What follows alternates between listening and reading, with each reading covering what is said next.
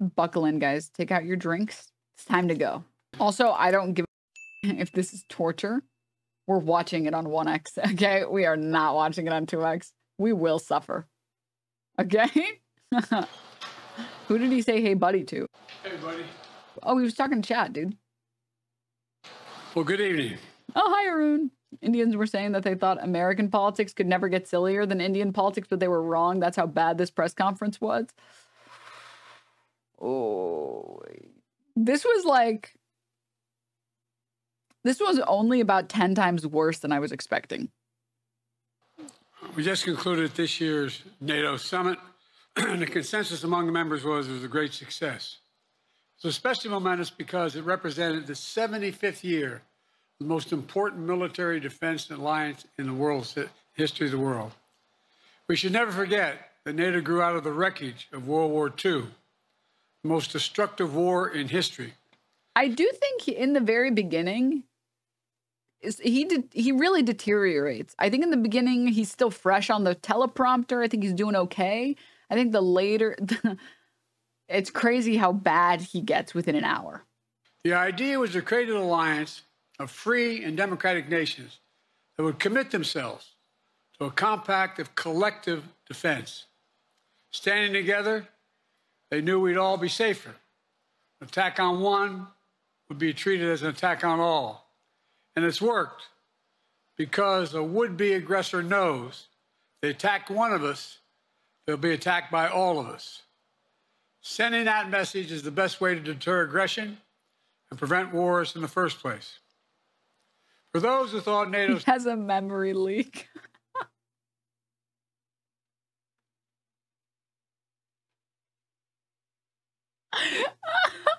You shut the fuck up. Time had passed. They got a rude awakening when Putin invaded Ukraine. Some of the oldest and deepest fears in Europe roared back to life because once again, a murderous madman was on the march. But this time, no one cowered in appeasement, especially the United States. We collected intelligence that Russia was planning to invade Ukraine months before the invasion. I directed the intelligence community to be a significant amount of intelligence be declassified so I could start building an international coalition to oppose the invasion. Then in February. The what now? Wait, I didn't understand that. I'm sorry. What did you say? Okay. The intelligence community. All right, we went almost 2 minutes. Let's see. To be a significant amount of intelligence be declassified. Okay, so that was still okay. That was within reason. Within reason. To start building an international coalition to oppose the invasion. Then in February, some of you remember, I warned the world that the invasion was imminent. I rallied a coalition of 50 nations from Europe to Asia to help Ukraine defend itself. Many foreign policy experts thought, as Putin amassed Russian forces just 100 miles north of Kyiv, the capital of Ukraine, but Putin thought it was the mother home of Russia.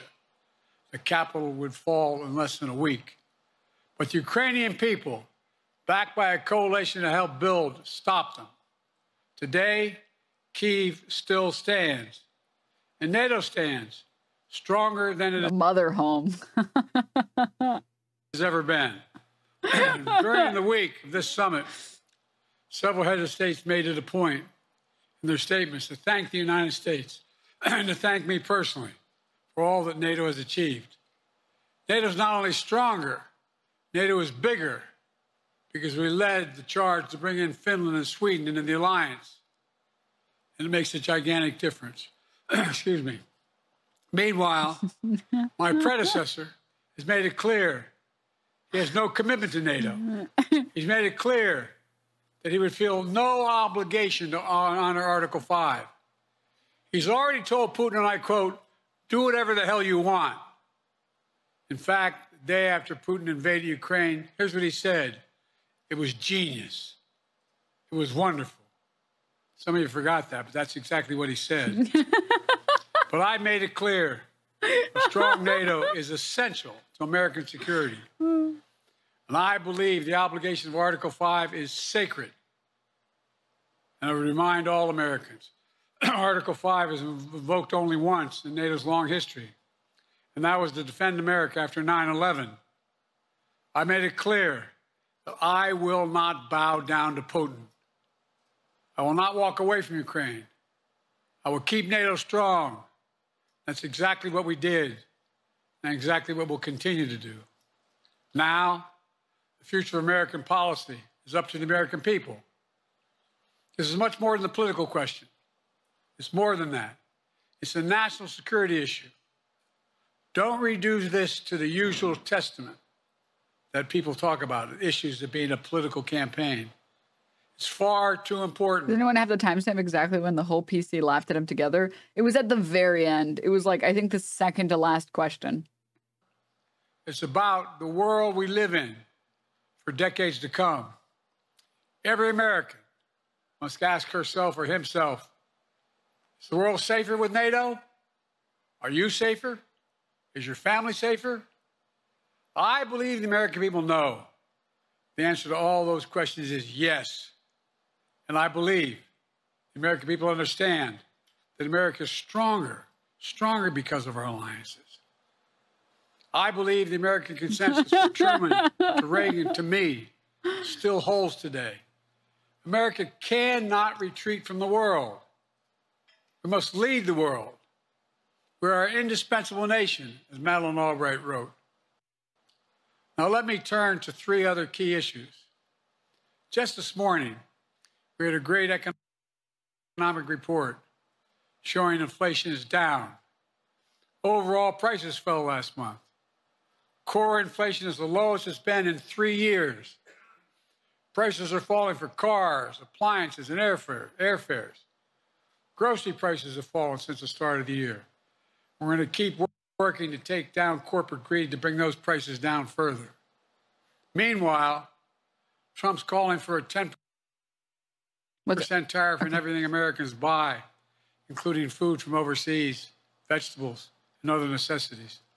And economists tell us that that would cost the average American working family another $2,500 a year. It's a tax of $2,500 a year.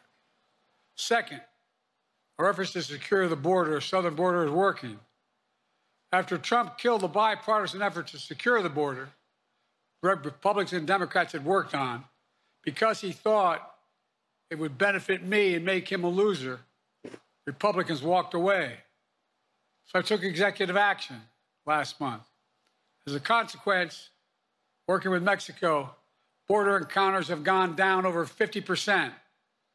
The current level is lower today than when Trump left office. Third, for months, the United States has been working to secure a ceasefire in Gaza, to bring the hostages home, to create a path for peace and stability in the Middle East. 6 weeks ago, I laid out a detailed plan in writing. It was endorsed by the UN Security Council, the G7. That framework is now agreed on by both Israel and Hamas. So I sent my team to the region to hammer out the details. These are difficult, complex issues. There's still gaps to close. We're making progress. The trend is positive. And I'm determined to get this deal done and bring an end to this war, which should end now. Let me conclude where I began. We're the United States of America. We are the indispensable nation. Our leadership matters. Our partnerships matter. Okay, a couple notes. I don't want to pause too much just because he's just reading off the teleprompter. And this is when the Addy was still kicking. So this section, I disagree with the context of what he's saying. The way that he's saying it is fine, obviously. First of all, anytime he talks about Israel, it's just like such a joke. It's like, dude, we literally give them all of the money that they have. But yeah, you go send some people over to hammer over those details. Meanwhile, the details are very basic. They're just like very basic. It's like, hey, a ceasefire that lasts more than like 2 months and they'll agree. But Israel refuses to give them anything more than that. But yeah, sure. The thing that's stopping us is that we don't have enough people hammering out the details. But sure. Go for it. Yeah. All right. And then also the absolute, just like the irony is so rich to talk about how our leadership matters and be a guy that refuses to cede power when almost 70% of the country thinks you should drop out. Oh my God. This moment matters. Oh my God. We must rise to meet it. With that, I'll take your questions. I've been given a list of people to call on here. Reuters, Jeff Mason.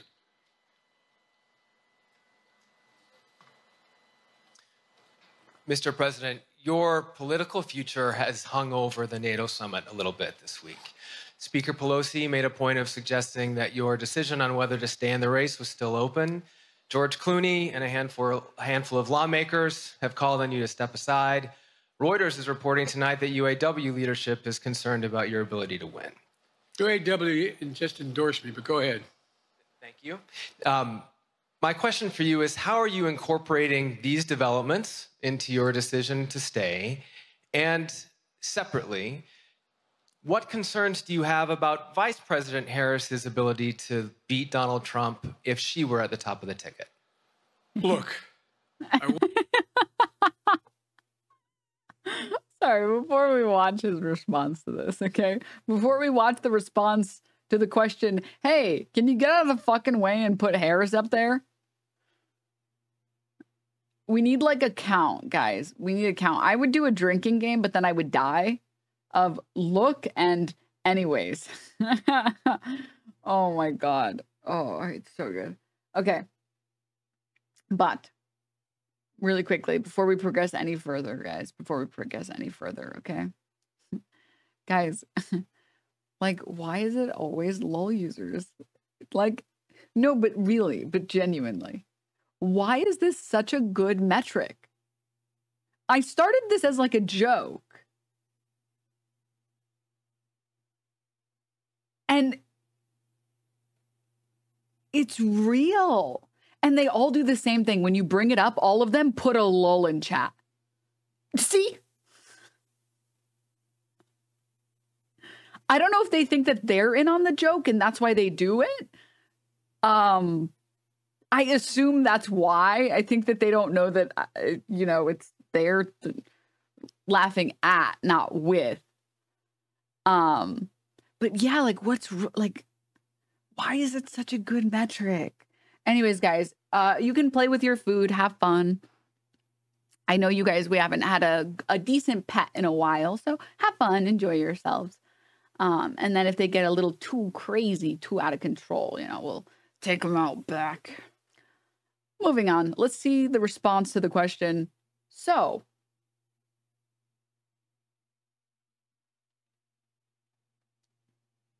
what do you think about getting the fuck out of the way and putting Harris on the ticket, huh? What do you think?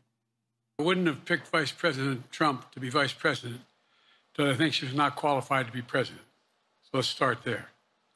Number one, the fact is that the consideration is that I think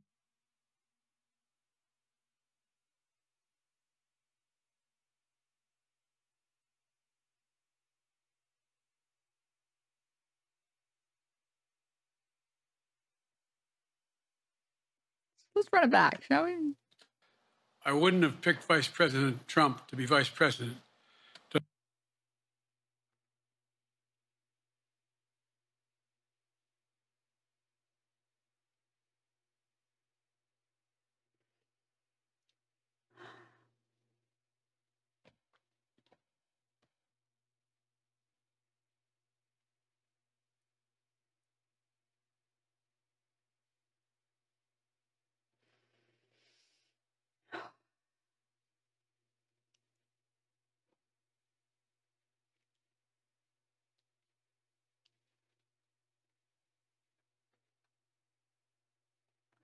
What's wrong with like Biden fans? They're like doing tricks on it. Can anyone provide any reasons or like points other than Keck W, Libbers, Keck W? Or are we just going to sit here and talk about how slow he is? He's getting asked a question about Vice President Kamala Harris, and he said, look, I wouldn't have picked Vice President Trump if I didn't know what I was doing. I wouldn't. He can't remember Chad is names. Like no one in here ever mistook Trump for a woman. For more than 10 seconds.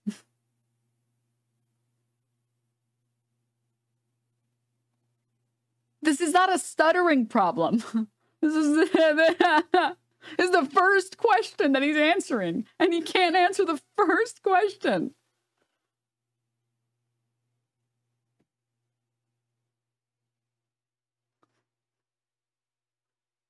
Trump believes spy planes can cloak Omega Lol. Can anyone provide a reason? Provides a reason. Goalposts to how Trump is bad. Okay, but what about Trump? You just can't make this shit up. You can't fucking make average MSNBC chatter. Oh my God. Oh my God. It's so sad. It's so sad. Oh my God. Oh. So I think she was not qualified to be president. So let's start there. Number one. The fact is that the consideration is that I think I'm the most qualified person to run for president.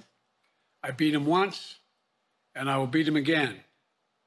Secondly, the idea, I served in the Senate a long time. The idea that senators and congressmen running for office worry about the ticket is not unusual. And I might add, there are at least 5 presidents running or incumbent presidents who had lower numbers than I have now, later in the campaign. Why did he bring up the Senate Congress? Then why did he bring that up? Wait.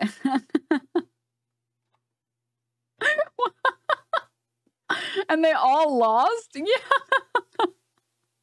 It's like Biden simps seem to think that the people who criticize Biden, first of all, I'm a cuck.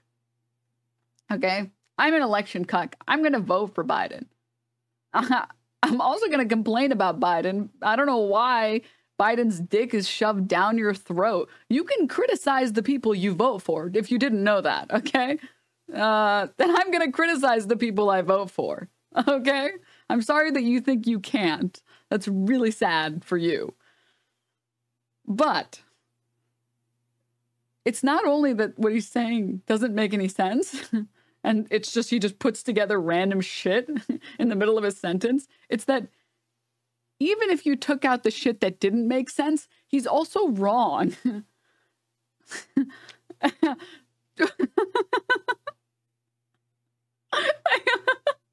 Like, what? There's other incumbents that ran with lower numbers than me. Yeah, and they lost. They lost. What? What's the point you're trying to make here? I don't understand. It's so sad. So there's a long way to go in this campaign. And so I'm just going to keep moving. And because, look, I got more work to do. We got more work to finish. There's so much, we made so much progress. Think about it. Think about where we are economically relative to the rest of the world. Name me a world leader who wouldn't want to trade places with our economy. We've created over 800,000 manufacturing jobs, 1.5 million. I mean, so things are moving. We got more to go. Working class people still need help. Corporate greed is still large. Their prices, the corporate profits have doubled since the pandemic. They're coming down. And so I'm optimistic about where things are going. Danny Kemp, AFP. Thanks. Thank you, Mr. President. I wanted to ask you about your, you mixed up Presidents Zelensky and Putin earlier today. And you now have sort of your key allies, including the British Prime Minister, the President of France, and the German Chancellor having to step in and make excuses for you on that. Officials here are saying off the record that your decline has become noticeable. Hasn't this now, frankly, become damaging for America's standing in the world? Thank you. Did you see any damage to our standing in my leading? The way that he's gripping the podium is crazy.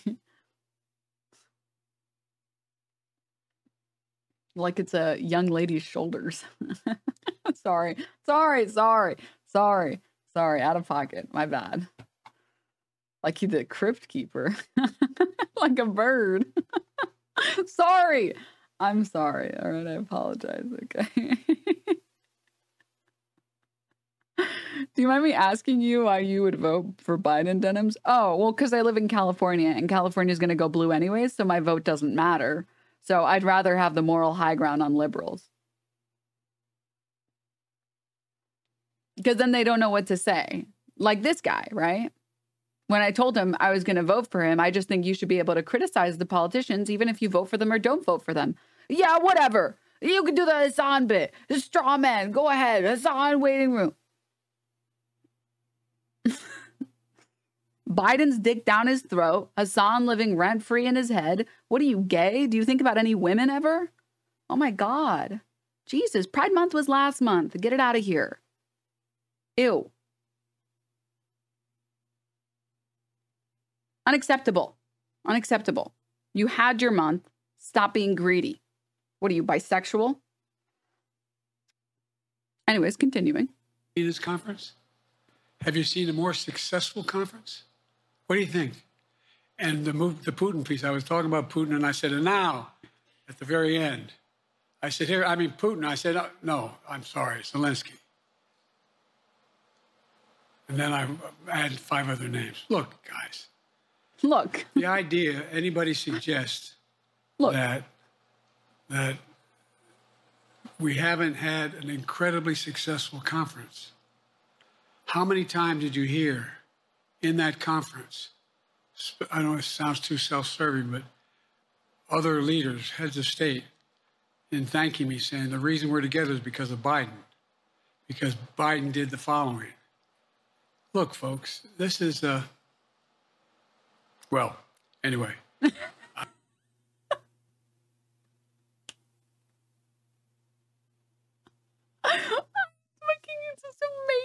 It's just amazing. Just like, oh my God, dude. This is like a bit I'm going to start doing at parties. It's because of Biden. Because Biden did the following. Look, folks, this is... well, anyway. I thought it was the most successful conference I've attended in a long time. And find me a world leader who didn't think it was. Next one. Sorry, Nancy Cordes, CBS. Thank you, Mr. President. You mentioned other instances in history where presidents have faced a challenge, but what makes this moment in history so unique is that it is not your enemies who are calling on you to reconsider your decision to stay in the race. It's your friends, supporters, people who think you've done a great job over the past 4 years. Have you spent time thinking about what it would mean for your legacy, which you've worked decades to build, if you stay in the race, despite the concerns that voters say they have, and you lose to someone who you yourself have argued is unfit to return to the Oval Office? Well, look. Look. I'm not in this for my legacy. I'm in this to complete the job I started. As you recall, understandably, many of you and many economists thought my initial initiatives that I put forward can't do that. It's going to cause inflation. Things are going to skyrocket. The debt's going to go up. What are you hearing now from mainstream economists? I don't 16 economic Nobel I don't like when he starts doing the whispering. laureates said I don't like it. I'm not a fan of it. I'm going to be real with y'all. I don't like it. Grandpa, stop. Stop. Cash Clear, thank you for the prime. Thank you. Done a hell of a job. And under my plans so far and what's going to happen in the future if I'm reelected, that things are going to get much better. Our economy is growing. I was determined when I got elected to stop the trickle-down economic theory, that if the wealthy did very well, everybody else would do well. My dad was a well-read, decent guy. I don't remember much trickling down on his kitchen table. Middle-class people and working-class people need help. And so what happened is I decided to was able to implement as president what I believed when I was a senator. And that is that the way to build this economy is from the middle out and the bottom up. That way we grow the economy. And the wealthy still do very well. They do fine. And guess what? Find me an economist, a mainstream economist who said we haven't done well. What have we not done that isn't working right now? And so we got more to do, though. We got to finish the job. And by the way, I come from the corporate state of the world. Delaware has more corporations registered in Delaware than every other state in the nation combined. I'm not anti-corporate. Wait, what? Delaware has more corporations registered in Delaware than every other state in the nation combined. I'm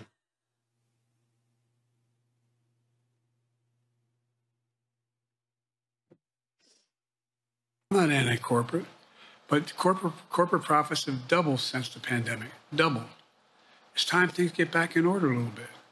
It's time, for example, if I'm reelected, we're going to make sure that rents are kept at 5% increase. Corporate rents for apartments and the like and homes are limited to 5%. We're going to make a lot of changes that I've been talking about because we're going to continue to grow this economy.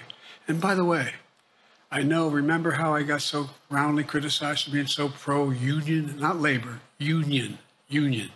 Yeah, just like that time we union busted those rail workers. Duh. They were asking for sick days. Greedy much? Build the fucking railroads. Okay, stop complaining.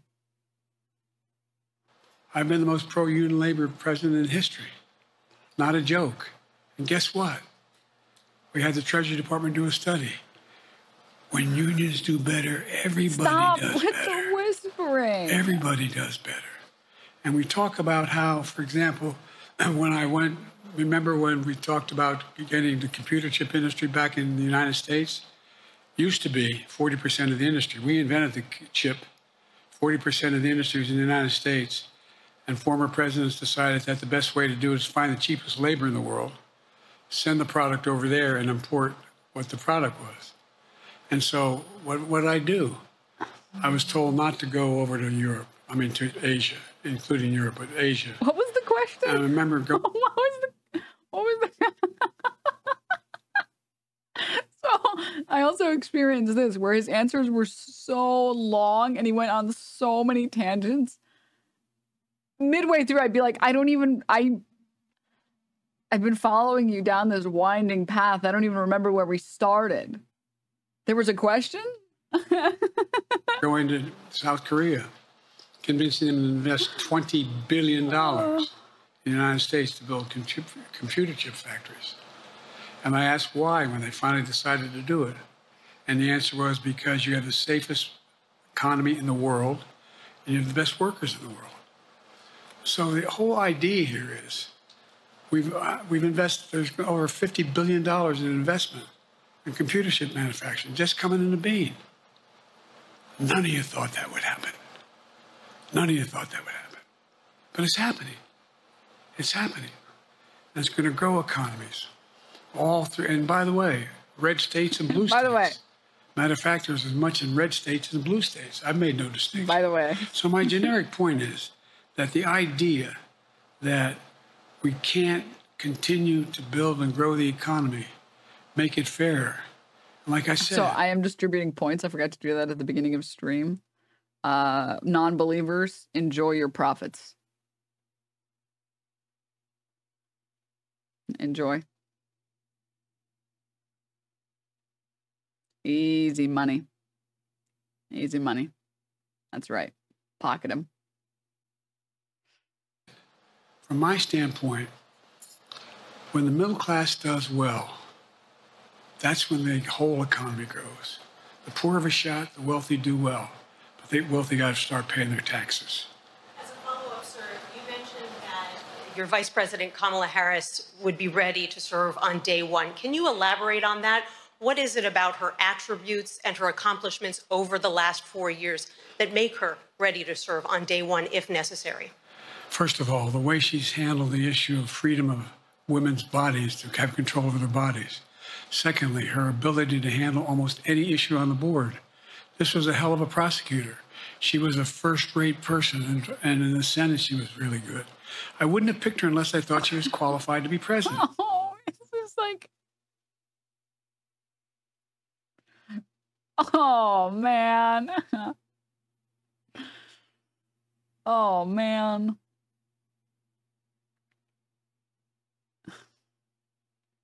She's real good, guys. She's real good. This is why people want Biden to drop out. Instead of pointing out the fact that Kamala has, I think, the most, if not one of the most, progressive voting histories. I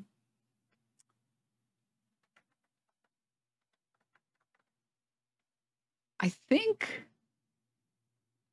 at least before she became vice president. Let me double check. Yeah. Before she became president, before she became vice president, she had, I think, the most progressive voting history of any candidate in the Senate.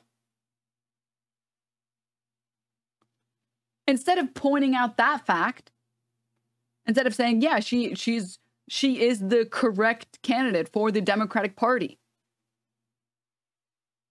She has had some of the best positions in the Senate that we could ever hope for. She's been here since day one, blah, blah, blah, blah, blah. Okay. Instead of saying any of that stuff, he's like, she's great. She's doing a great job in the office in women's bodies. It's like, oh. Really good. Oh, no.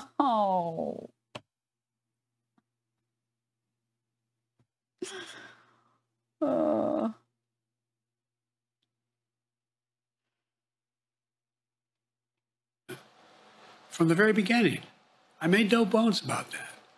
She is qualified to be president. That's why I picked her. Felicia Schwartz, Financial Times. Thank you, Mr. President. Presidency is the most straining job in the world, and it's 24/7. How can you say you'll be up for that next year, in 2 years, in 4 years, given the limits you've acknowledged that you have today? The limits I've acknowledged I have? This is when I started it was when I started dying when I was watching it by myself. He hated this question. He hated it. He was so mad about it. There's been reporting that you've acknowledged that you need to go to bed earlier and your evening around 8. That's not true.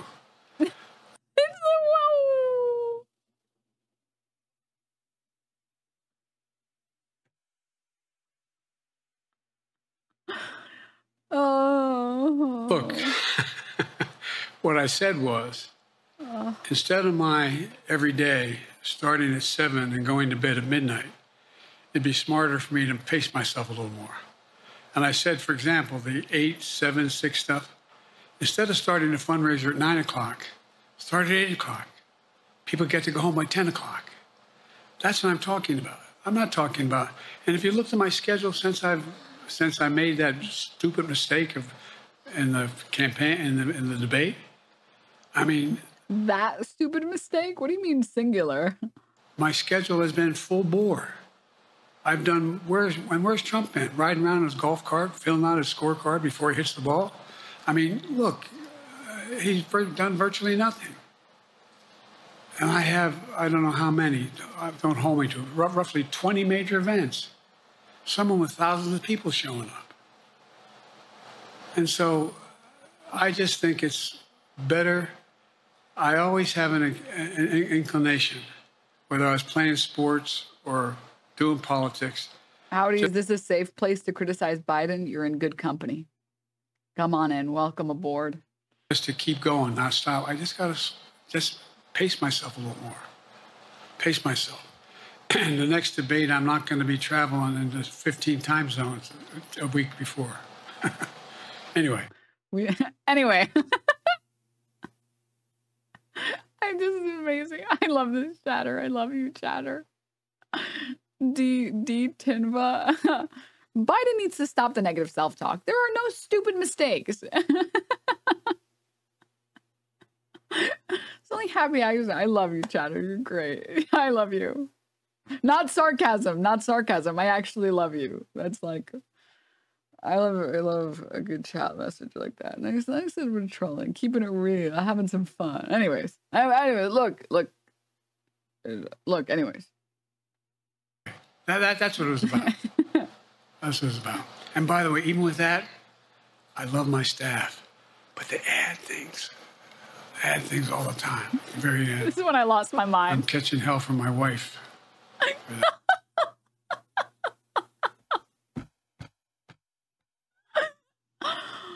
Oh my God. Oh. I couldn't believe he said that. I genuinely, like, I saw someone do this meme. I haven't been able to find it since, but it's this meme.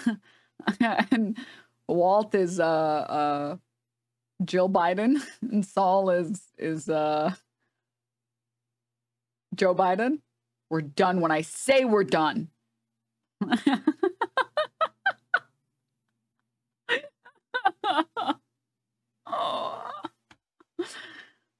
Anyway.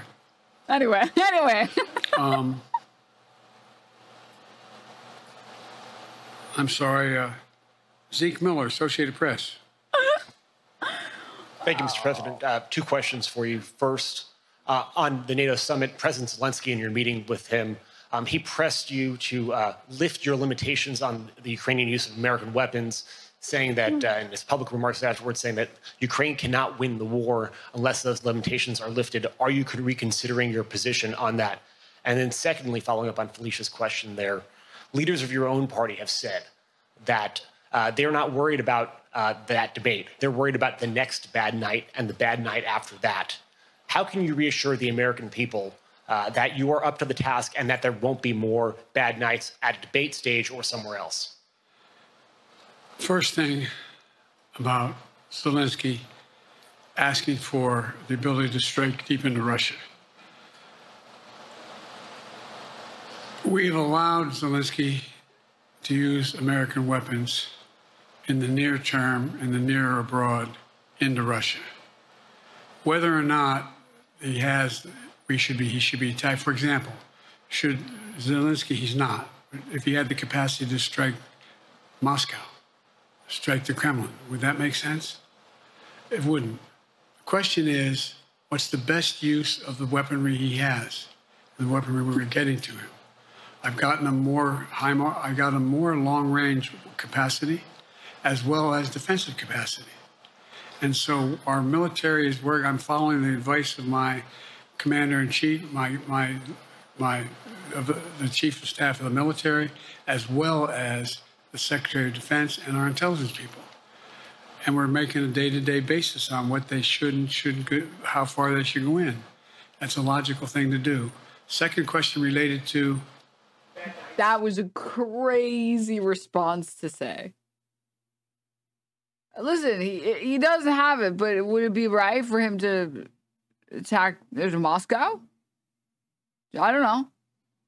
Anyways, the second question you asked.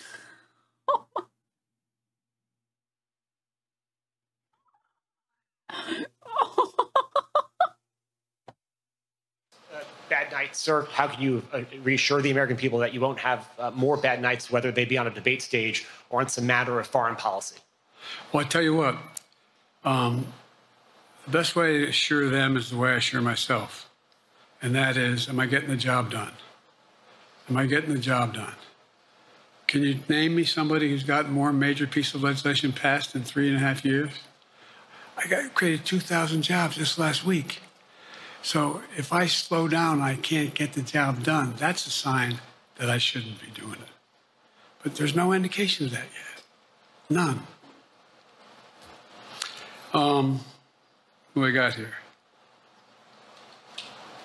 If I could snap my fingers and get one inane wish granted, nothing of meaningful value, but just one inane wish, it would be that presidents are no longer allowed to talk about how many jobs they've created. Because it's just, it is not, there's no economist on the planet that will tell you that job creation, the way that it's used by presidents and presidential candidates, it is not a good metric. There's no economist that will tell you it's a good metric. Because those jobs could be jobs that people are picking up as second jobs because they can't afford to live in the cities that they live in with one job. Those jobs could be Uber jobs or like gig economy jobs. Like when you're talking about, I created all these jobs. Okay, what jobs? Who are the people getting the jobs? How much money are the people making that are getting these jobs? It's not enough that you're making jobs, because if all of the job creation is people picking up second or third jobs to pay for rent, that's not good. That's actually, dare I say, bad. Crazy, crazy.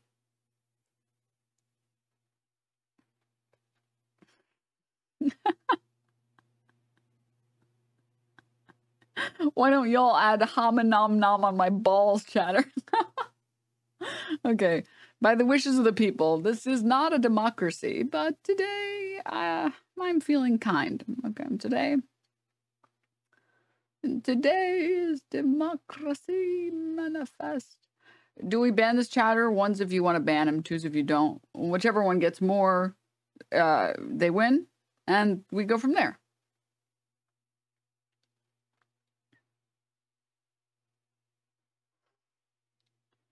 Man, we're at like 50% making fun of him, 50% wanting to ban him.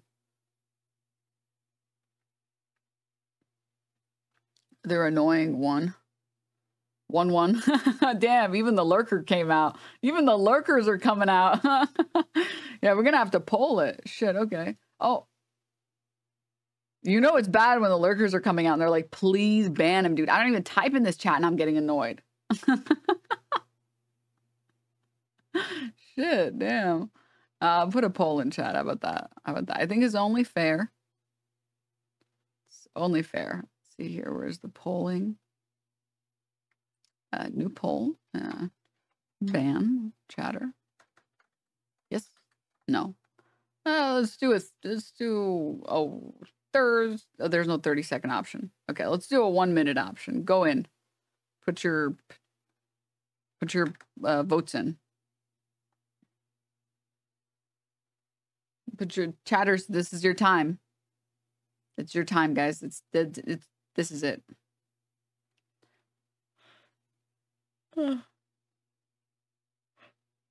Excuse me.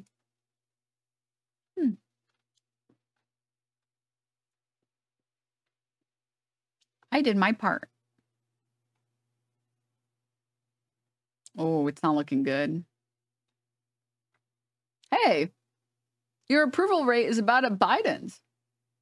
This is about the same approval rating that Biden is getting. When you ask the polling right now, when you ask people whether or not Biden should drop out, you're getting actually the same numbers. Aw, isn't that cute? You guys were meant for each other. I hope you guys, I hope he agrees to that date. Okay. That's cute. You guys really were meant for each other. Absent, thank you for the 38 months. Thank you. Bye.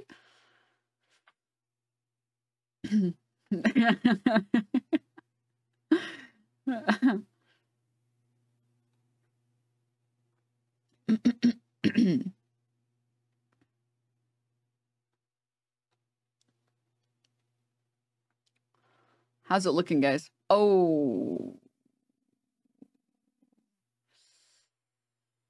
Oh.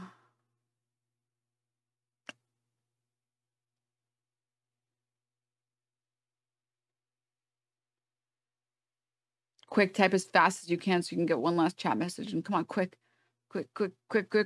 If you're fast enough, you might be able to get one more in. Come on. I guess he's too slow to type one. Well, goodbye, chatter. I wish I could say that your presence was enjoyed, but I'm afraid it wasn't. You're actually one of the most annoying chatters I've ever met in my life. But you are a LOL user, so I'm not surprised. Goodbye. Have fun in therapy. Bye. Okay. I hope they feel shame. Imagine getting a whole chat to really hate you and want you gone. I know, it's tough. I just don't know what's wrong with liberals. Like, there's like a subset of liberals that like, they just don't understand the concept that you can criticize someone that you're going to vote for. And their opinion is just like, if you criticize someone, it means you hate them. And if you actually are going to support a candidate, it means you never say anything bad about them ever. It's like, what the? I'm not a cultist, man. What the? This is not a team sport for me, man.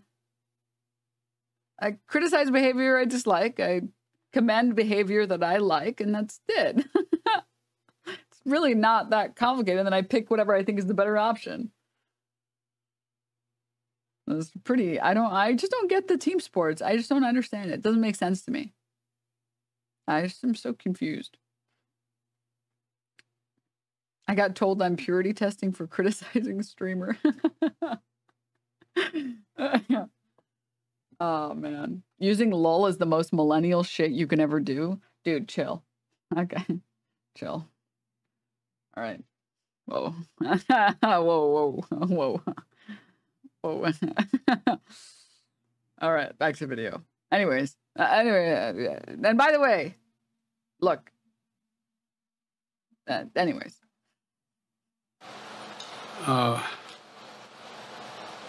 Merrick, Pulaski Radio. Thank you, Mr. President. How are you? I'm well. The elections in the US have consequences around the world. You have pretty high standing in Europe. I just asked President Macron about you, and he said we are happy to have him as the President of the United States. But there is a concern. Many people in Poland and across Europe are worried that the former president may win the election. And there's a lot of concern that Donald Trump may weaken NATO, stop supporting Ukraine, or push Ukraine to give up territories to Russia. They're correct. And yourself was warning just 2 minutes ago about it. So my question is, do you think that Europe will be left on its own if Donald Trump wins the election? And what's your advice to European leaders to prepare for possible US disengagement? Well, look. I think, how can I say this without sounding too self-serving? I'm not having any of my European allies come up to me and say, Joe, don't run. What I hear them say is, you've got to win. You can't let this guy come forward. Are they in the room with us? I don't mean to sound self-serving, but says the most self-serving thing that he can think of.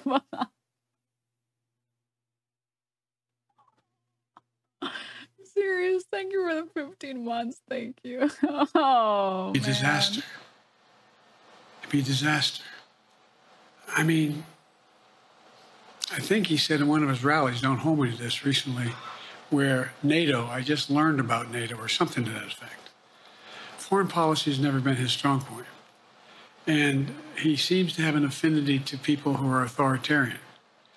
That worries, as I tell you, from Poland, that worries Europe. That worries Poland.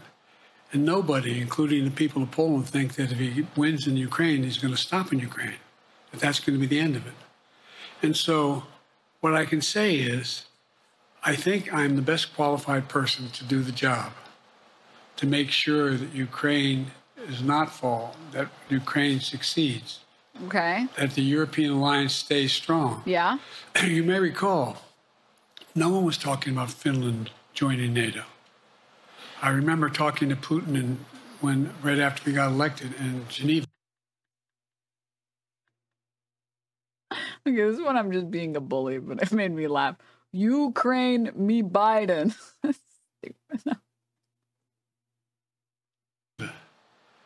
Lincoln birthday for the prime.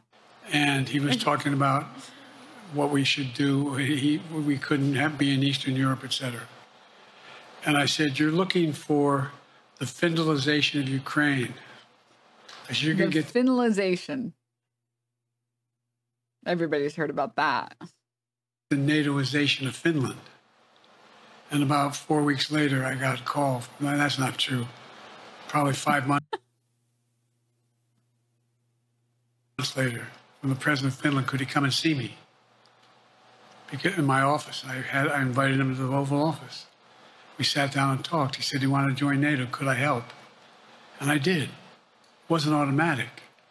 And then I got a call from the Swedes. I beg your pardon?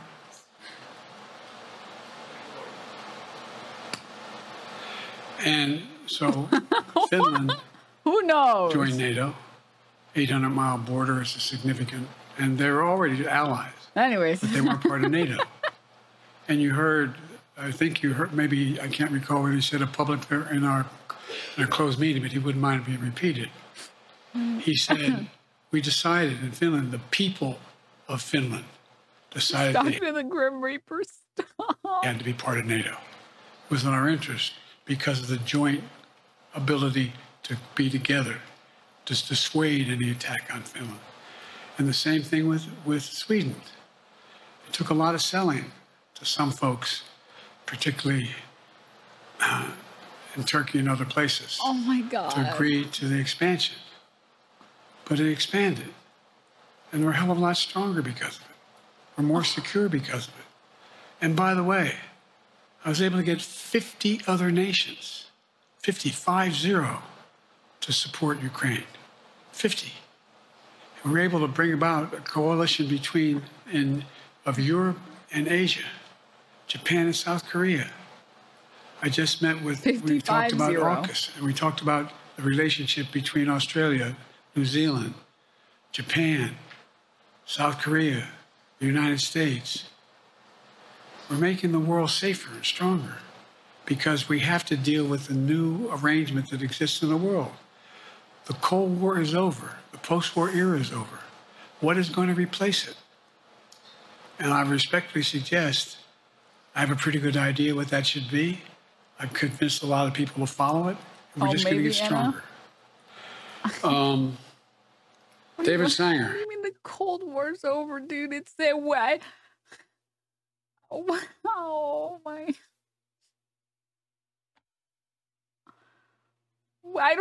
This is what I mean. I don't remember what the question was. I don't remember. I don't remember. Who knows? Anyways. Thanks for the count. Thank you for the gift sub. Thank you. Where is it? Thank you, Mr. President. Be nice, David. Mr. President, the NATO declaration that was issued yesterday was very notable because it described China as a decisive enabler of the war in Ukraine for its provision of critical goods to the Russians. That's part of a broader partnership that seems to have cemented in place in the past 2 or 3 years. I think one that you were a little bit doubtful of when we asked you about it some time ago. So I'd be interested to know whether you have a strategy now of trying to interrupt the partnership between China. No one can convince me that this guy doesn't sound like just at least like 5% like Kermit the Frog. And Russia. And whether or not in a second term you would pursue that, if you could describe that strategy to us. And along the way, could you also tell us whether you think, just to follow up on Felicia's question, that if you were in a room with Vladimir Putin again, the way you were 3 years ago, or with President Xi, that a few years from now you will be able to go negotiate with them, handle them one-on-one? Well, the first part of the question is... Sorry, I wasn't paying attention to the question because I knew I would forget it by the time Biden finished answering 5 minutes later, so... Oh, my God. Let's welcome the President of the USA, Xi Jinping.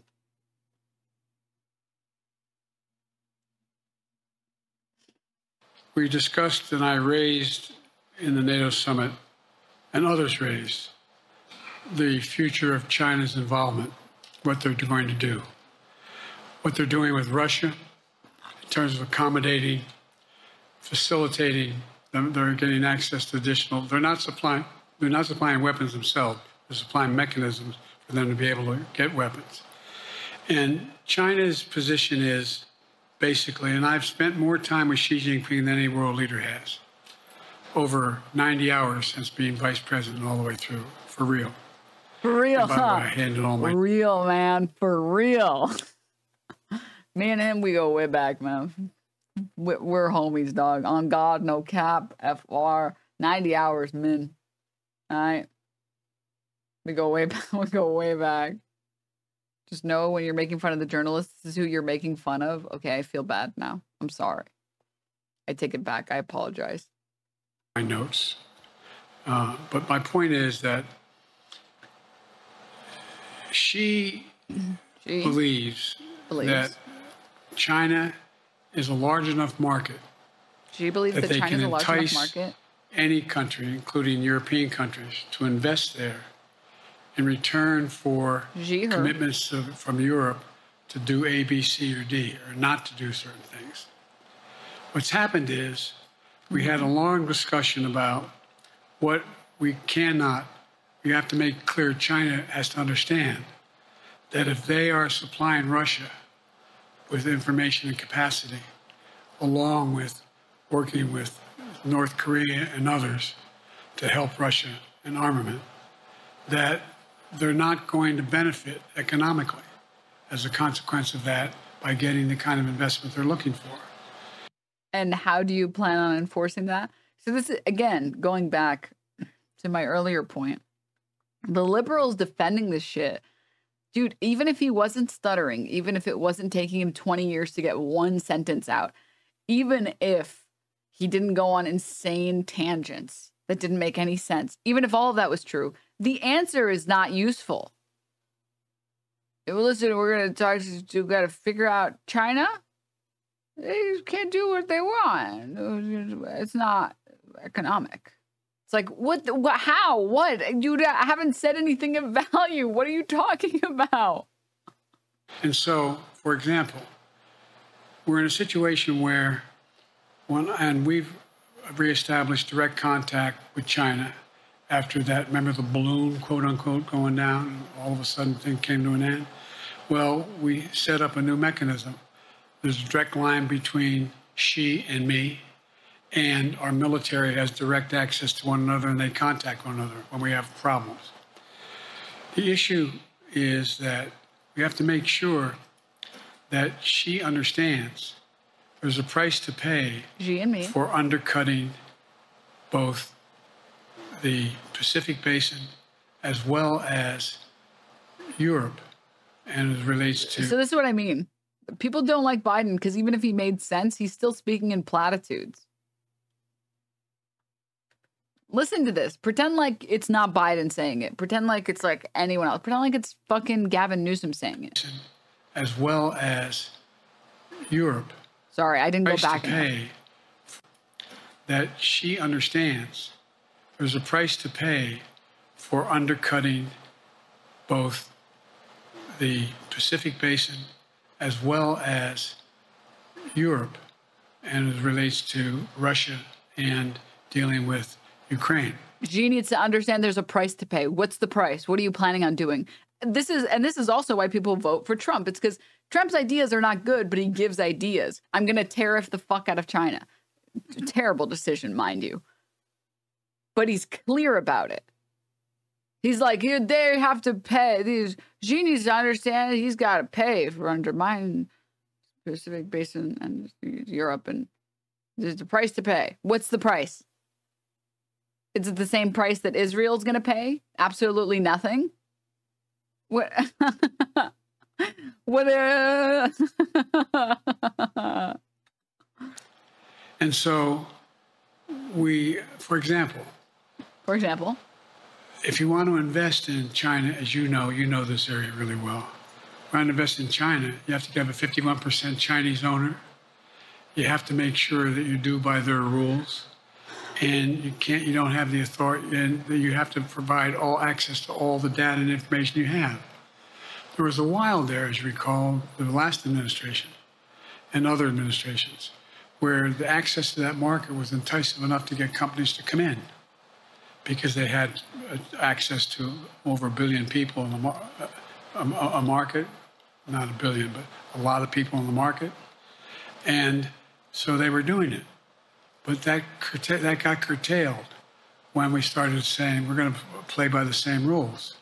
For example, the idea they don't abide by the international rules related to subsidizing products by the government funding.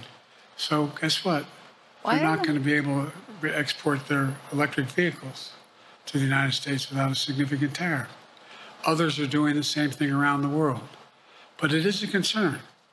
It is a concern that you have both China, North Korea, Russia, Iran, countries that are not necessarily coordinated in the past, looking to figure out how they can have impact. Interrupt that impact? Yes.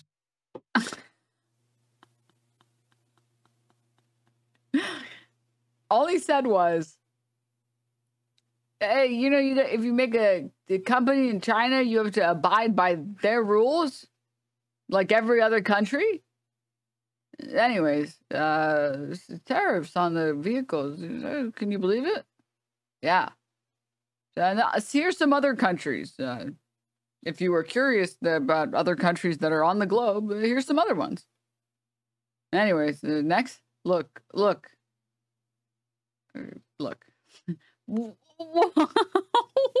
Where's the answer? Where's the solution? What?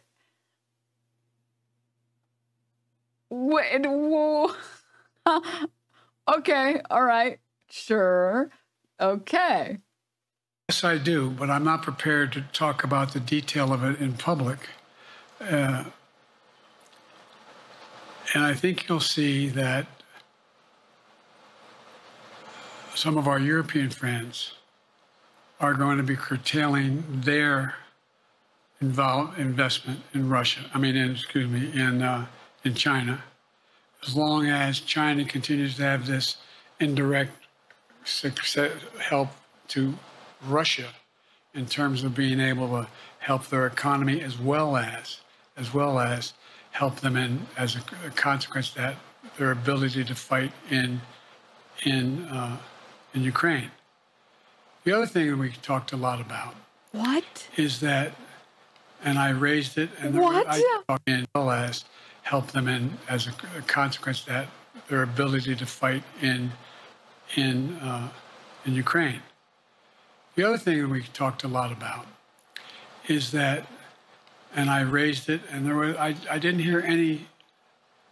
I can't swear that everyone agreed because not everyone got to talk about it, but we need a new industrial policy in the West.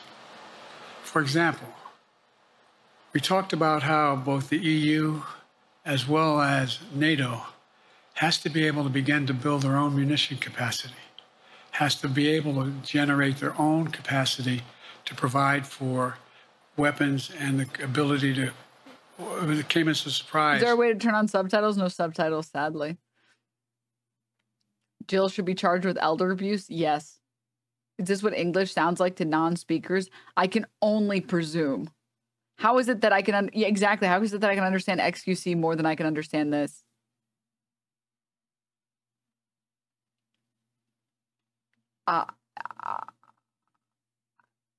Let me say this clearly. Anyways.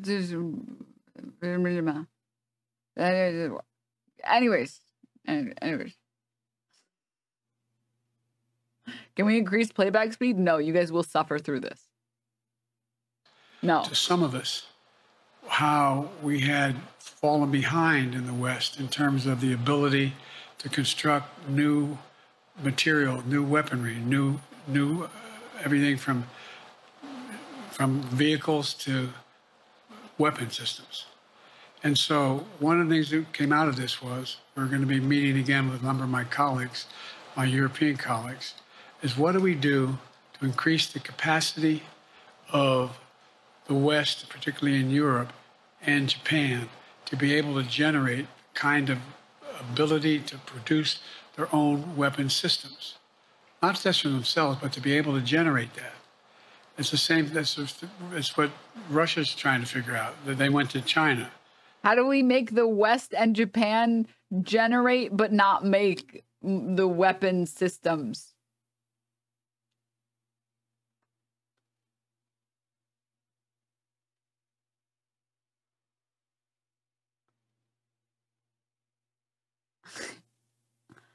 The question is about China.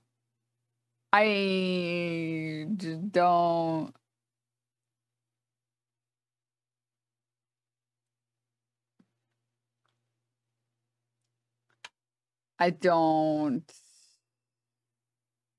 Huh? And they didn't get the weapons, but then they went to North Korea. But we're going to be in a position where the West is going to become the industrial base for it to be able to the ability to have all the defensive weapons that we need. That was a discussion as well. President, I'm not sure you answered on whether you would be ready to go deal with Putin and Xi 2 or 3 years from now. Who knows? I'm ready to deal with them now and 3 years from now. Look, who knows? Like I said, I'm dealing with Xi right now and direct contact with him. I have no good reason to talk to Putin right now. There's not much that he is prepared to do in terms of accommodating any change in his behavior. And, but there isn't any world leader I'm not prepared to deal with. But I understand the generic point is Putin ready to talk? I'm not ready to talk to Putin unless Putin's ready to change his behavior. And the idea, look, Putin's got a problem. First of all, in this war that he is supposedly have won, and by the way, I think, don't hold me to the exact number, but I think that Russia had 17.3% of Ukraine that they've conquered. Now it's 17.4. I mean, in terms of percentage of territory. They've not been very successful. They've caused horrible damage, loss of life, but they've also lost over 350,000 troops, military, killed or wounded. They've over 1 million people, particularly young people with technical capability, leaving Russia because they see no future there. They've got a problem. But what they do have control of... Can we watch this on 2x speed? I said it before. No, you guys are going to suffer. If you think this stream is for your enjoyment, you're very mistaken. This stream is to suffer. They are very good at controlling and running the public outcry that relates to how they use mechanisms to communicate with people. They lie like hell through the constituencies. They lie like hell about what's going on. And so what was the question? The idea that...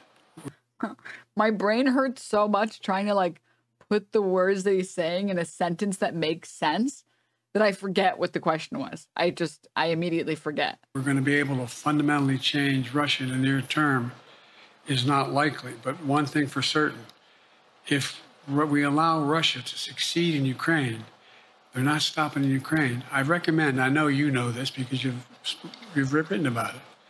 Read Putin's speech after they moved in, what it was all about in Kyiv. It wasn't about just, anyway, She works read out what he's next to a cardboard cutout of Trump. She is not your definition of normal. It's called filibustering, Denim. What was this? What was this? You know this because you've written about it. Read Putin's speech after they moved in, what it was all about in Kyiv. It wasn't about just, anyway, read what his objective is. It wasn't about what? What's his objective?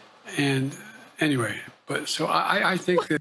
Who knows? Hey, you go read Putin's speech. Kiev, it's not what it's about. It wasn't about, anyways, it was about, read it to me. It was, anyways.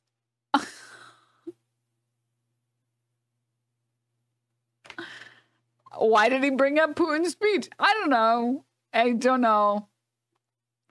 Maybe there was something useful in that speech, but I couldn't tell you what it was because he didn't tell me what it was.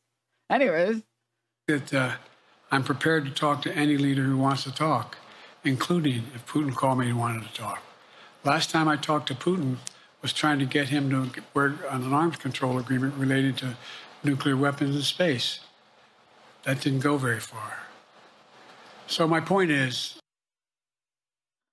Yeah, I'm down to talk anytime with anyone. Last time I talked to Putin, nothing happened. It wasn't successful.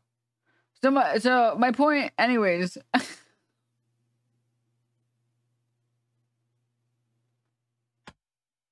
I'm prepared to talk to anybody, but I don't see any inclination. There is an inclination on the part of the Chinese to keep in contact with me because they're not sure where this all goes. And look what's happened in Asia. We have strengthened the Asian Pacific area more than anyone else has. We just put together with, today I brought on, I asked our NATO allies that we bring on the group from the South Pacific, Australia, New Zealand, Japan, Australia. I already mentioned Australia. And I met twice now, I think, with the 14 leaders of the Pacific Island nations. And we've slowed down what's going on there. We've slowed down China's reach. But there's a lot of work to do. This is a moving target, and I don't take it lightly. Assam from NPR. Okay. Australia 2 just dropped, guys. Let's fucking go.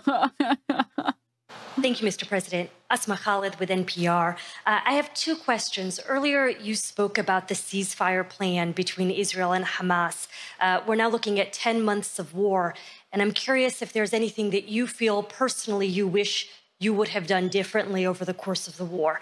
And then secondly, if I may, I wanted to ask you about your presidential campaign. I remember covering your campaign in 2020, and there was a moment where you referred to yourself as a, quote, bridge candidacy, a transition to a younger generation of leaders. I want to understand what changed. Two things. Let's go back to... Oh, no, two things. When you talked about would I have changed anything that's happening with Israel and in my opinion, this is when it's like, there's nothing good after this point. It only goes downhill. I mean, it's been going downhill consistently already. This is when it's just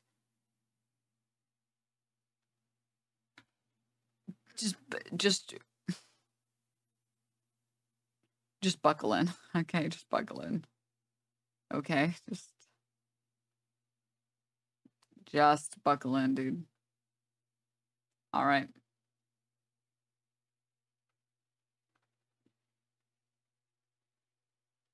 I agree Biden should step down, but I'm concerned that the constant mocking is hurtful to older people.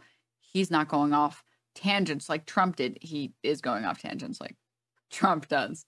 I think he's doing the best he can, but I think we're going down a path that's hurtful to older Americans.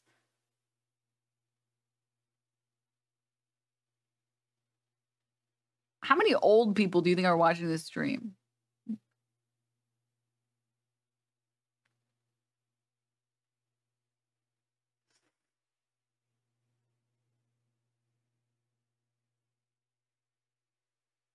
My insulting him, victimless crime. Okay? Victimless crime. If you think grandma is at 95 opening up Twitch, I don't know how to tell you this. It's not happening. It's a victimless crime. Guys, it's okay to make fun of Biden. It's totally okay. And I'm going to say something else, okay? I'm going to say something else. There are cool old people and there are really terrible old people. You know, the ones that are like racist and mad all the time. And the cool old people, you want to know what? Those people know how to have a fucking good time, okay? Those people would see this shit and they'd be like, bro, we need to kill this guy for real. Oh my. Oh my.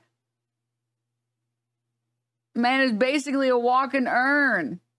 And I'm older than he is. Okay? All right. Okay? I'm sorry. After you get to a certain age, you either become so senile that you're not even like, you cannot be on the internet, or you're the coolest old person that would see this and make fun of Biden. Palestinians and the Palestinian movement. The answer is, as you recall, from the very beginning, I went to Israel, but I also got immediate contact with al-Sisi in Egypt. I met with the King of Jordan. I met with most of the Arab leaders to try to get a consensus going as to what had to be done to deal with getting more Also, aid. yeah, sorry, to finish up on that point really quickly. Why do some people think feelings are more important than running a fucking country correctly? Yeah. Yeah. Yeah. Yeah. NGL on GodFRFR. I'd pull Brandon's plug to charge my Android phone and not look back if I had my way, K-Kill. Stop. And food and medicine into the Gaza Strip. Okay. And focus, guys. We pushed it really hard. And Israel occasionally was less than cooperative. Okay. Number one. The Israeli War Cabinet, I've been dealing with Israel since Golda Meir. Some of the reporters around here come here all the time have heard me say this. The first time I met with Golda Meir, I sat across from her at her desk, and her assistant was Rabin sitting next to me. That's how far back I go. I know Israel well, and I support Israel. But this war cabinet is one of the most conservative war cabinets in the history of Israel. And there's no ultimate answer other than a two-state solution here. And so what was able to be done in terms of the plan I put together was it would be a process for a two-state solution. And we get the Arab nations to, particularly from Egypt all the way to Saudi Arabia, to be in a position where they would cooperate in the transition so that they could keep the peace in Gaza without Israeli forces staying in Gaza. The question has been from the beginning, what's the day after in Gaza? And the day after in Gaza has to be, the end of the day after has to be no occupation by Israel and the Gaza Strip, as the ability for us to get in and out. I'm sorry, can someone translate? As you can, all that's needed there. I've been disappointed that some of the things that I've put forward have not succeeded as well, like the port reattached from Cyprus. I was hopeful that would be more successful. But that's why when I went to Israel immediately after the massacres that occurred at the hands of Hamas, one thing I said... Let's try and follow, guys. Come on, follow. Let's go, let's follow. At the hands of Hamas, the one thing I said to the Israelis, I met with the war cabinet and with Bibi, don't make the same mistake America made. One thing I said to Israel is don't make the same mistake after bin Laden. That America made. There's no need to occupy anywhere. Go after the people who did the job. You may recall, I still get criticized for it. Go after the people who did the job. But I was totally opposed to the occupation and trying to unite Afghanistan. Once we got bin Laden, we should have moved on. because it was not in our, no one's ever going to unite that country. Okay. I've been over every inch of that, not every inch, the entirety from the poppy fields all the way to the north. I said, don't make the same mistake we made. Okay, don't make think the that's same what you mistake. should be doing, is doubling down. We'll help you find the bad guys. We'll help you find, Bibi, we'll help you find the bad guys. Sinwar and Company. And all this Sinwar criticism Company? about I wouldn't provide when the weapons they needed. I'm not providing them 2,000-pound bombs. You're not providing them 2,000. They cannot be used in Gaza or any populated area without causing great human tragedy and damage. But you have provided them the bombs that they're using. That's a lie. But remember what happened when you had the attack on Israel. Remember when the attack on Israel from rockets and ballistic missiles. And ballistic missiles. I was able to unite the Arab nations as well as Europe, and nothing happened. Nothing got hurt. Nothing happened. Well, I don't understand. I'm trying so hard, guys. I'm trying so hard. Oh my God. Oh my God. What's the point of criticizing presidents in the presidents in the USA? They ain't the real decision makers and plot makers. Go look at CIA missions and Pentagon spendings and State of Department plans. This will unveil the truth about U.S. profit-driven war machine with no morals or ethics. Whoa, man, that's real edgy. This is just my keeping up with the Kardashians, man. It's not that deep for me. I'm just trying to watch some reality TV, man. Anyways. Look. Anyways.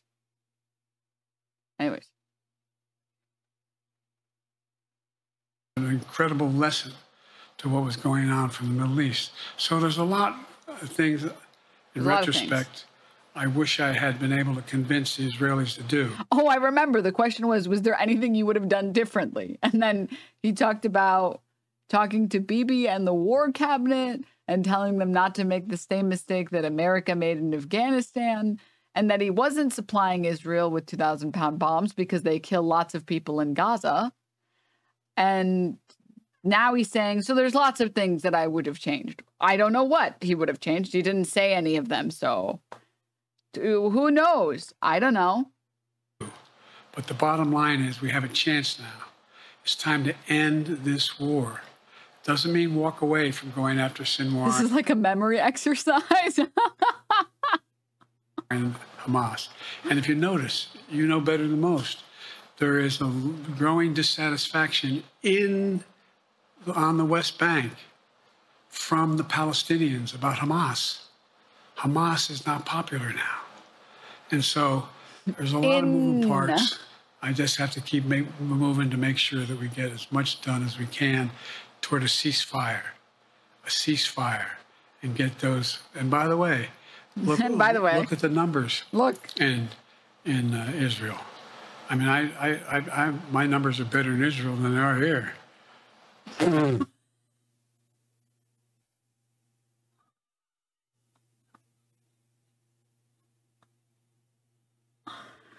Look at the numbers in Israel. Look at the number. My numbers are better there than they are here. But look at those numbers. And again, they're better than a lot of other people here too. But anyway. Anyways. Bridge candidacy in 2020. You referred to yourself as being a bridge candidate. Okay. Was there anything you would have done differently in Israel? He did not answer the question. He said, yeah, there's lots of things I would have done differently. That was the closest he came to answering the question.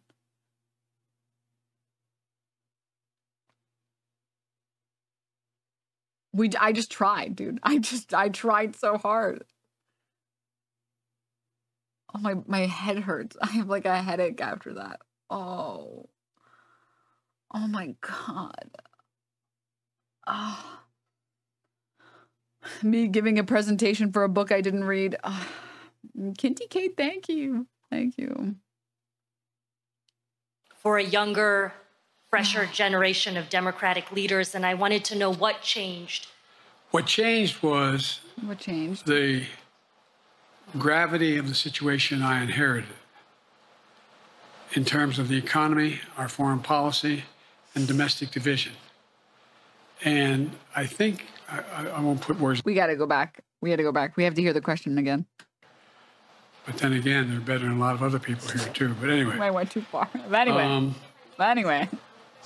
Bridge candidacy in 2020, you referred to yourself as being a bridge candidate for a younger, fresher generation of Democratic leaders. And I wanted to know what changed. What changed was the gravity of the situation I inherited in terms of the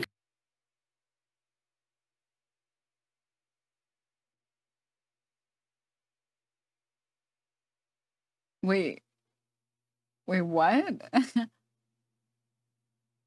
Am I mistaken in not? I have to hear it one more time. Maybe I'm sleep deprived, so it might be me. How can he say that when he was in office? He's been in office for the past 4 years. How did he inherit a different gravity of a situation when he's been the one that's been in office for the past 4 years? Did I miss something? Candidacy. He inherited the situation from himself? In 2020, you referred to yourself as being a bridge candidate for In 2020, you referred to yourself as being a bridge candidate for the younger audience. What changed between 2020 and 2024? You tried to appeal to young voters and try to be that bridge for younger voters. You're not doing that anymore. What changed? Younger, fresher generation of Democratic leaders, and I wanted to know what changed. What changed was the gravity of the situation I inherited in terms of the economy, our foreign policy, and domestic division. And I think, I won't put words in anybody's mouth. Most presidential historians give me credit for having accomplished more. What? I think he's trying to imply that things were worse than he realized when he was elected back in 2020. I don't know, man. I'm spitballing at this point.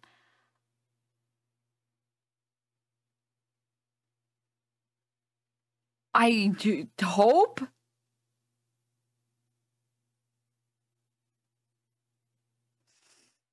Than most any president since Johnson, and maybe before that, to get major pieces of legislation passed. And what I realized was my long time in the Senate had equipped me to have the wisdom to know how to deal with the Congress, to get things done. We got more major legislation passed that no one thought would happen. And I want to finish it, to get that finished.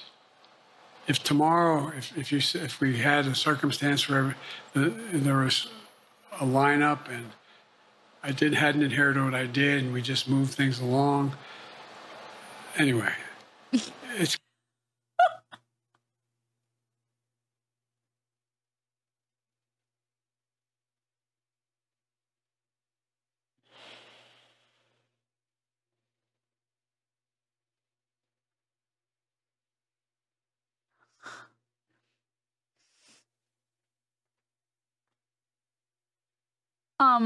It's very obvious that's what he meant. Is it? Is it very obvious that's what he meant? Is it that obvious for you? Oh, okay. I guess you're just built different, man. You must speak old people or something, because no one else here is getting that. No one else. Oh my God. Oh my God. You can't see the bottom of the chat logs? No, it shows up any shorter and it's just like a blank space. Wait, what did he clearly mean? Listen, look. Anyways. Oh, the chat message I showed on screen was cut off. Oh, sorry. Thank you. Can we go back for a second? Finished. The Senate had equipped me to have the wisdom to know how to deal with the Congress, to get things done. We got more major legislation passed that no one thought would happen. And I want to finish it, to get that finished. If tomorrow, if we had a circumstance where there was a lineup. Circumstance for everything. I hadn't inherited what I did, and we just moved things along. Didn't happen what it did. It just moved things along. Anyway, it's going to change. It's going to change. Last question. Who knows? Who knows what he meant by that? I don't know. I couldn't tell you what that sentence meant. I wish I could tell you what that sentence meant, but I don't know what that sentence meant. I'm not sure. Strawman gifted a sub to anyways.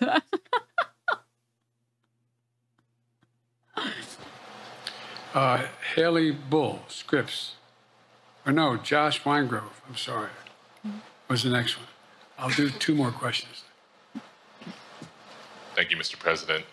Many of your colleagues, Democrats on the Hill, are watching tonight as they assess what they want to say about your candidacy. I'm wondering how you're thinking of this right now. It seems like your answer is clear, but they're watching how things go tonight, tomorrow in Michigan, next week in Texas and Nevada.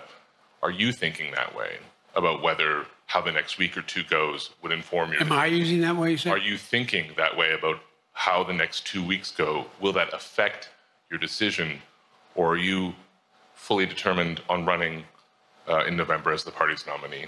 I'm determined on running, but I think it's important that I allay fears by... I'm determined to run, but it's important I allay fears. Let them see me out there. Let me see them out. You know, for the longest time it was, you know, Biden's not prepared to sit with us unscripted. Biden's not prepared to, you know, anyway. Anyway.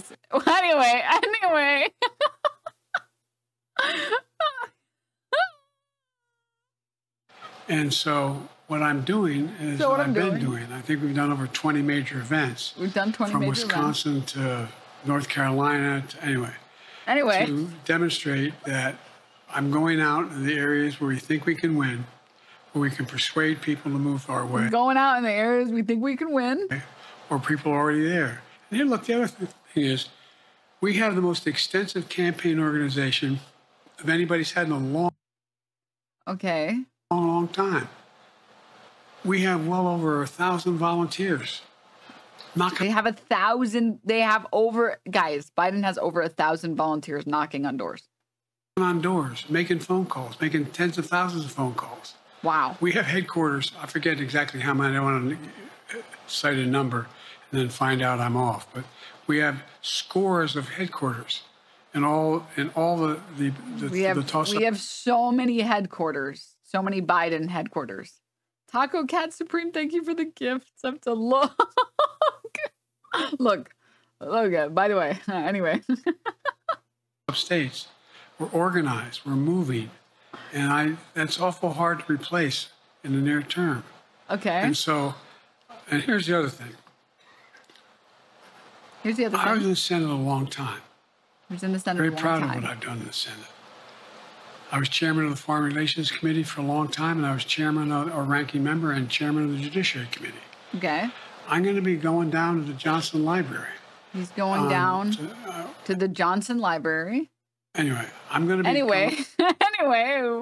Okay, moving on. Going around the case of the things that I think we have to finish. I'm making the case for the things we got to finish. How we can't afford to lose what we've done or backslide. We can't afford to lose the things that we've done or backslide. On civil rights, civil liberties, women's rights. Okay, that made sense. That little button we have.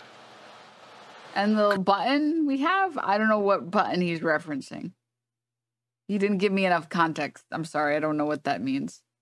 Dylan North, thank you for the gift to volunteer. Control guns, not girls. Control guns, not girls. Idea. We're sitting around. You know, the little button, the clip. That's where Kamala's so good as well. We're sitting around. More children are killed by the bullet than any other cause of death. Oh, my.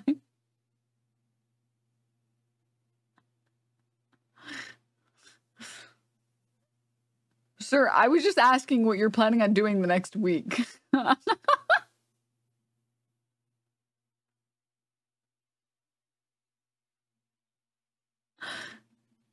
The United States of America. United States of What the America. hell are we doing? What the hell are we doing? What are we doing? What are we doing? We got a candidate saying, promise the NRA, don't worry, I'm not going to do anything. I'm not going to do God can't promise we're not going to do anything. What are we doing? Diet Cola, thank you for the gifts up to We Are Cooked. do anything. Doing We got anything. a Supreme Court that is what you might call the most conservative court in American history. What you might call. This is ridiculous. This is ridiculous. There's so much we can do still. And I'm determined to get it done. I'm determined. It's about freedom. And by the way, I'll end this. Well, I'm not going to do that. Haley has. I'm going to end this. I still got one more. I said I was going to do 2 interviews. Just to come up too. But anyways. I remember I made a speech on democracy in Philadelphia at Independence Hall. Uh-huh. And I'm not being critical, just observing. He's just observing, The bulk of the guys. press, what the hell is he talking about that for? Democracy. You did. Democracy's not an issue. Democracy's not an What are you? Who did you talk to? What? issue. Except the polling data showed 60% of the people knew I was right, thought I was right. I'm not asking you a question. You know. I'm so. And I'm not being critical, just observing. Okay, what was The he bulk of the observing? press, What was he observing? What are you talking about that for? Democracy. You did. Democracy's not an issue. Democracy's not. Okay.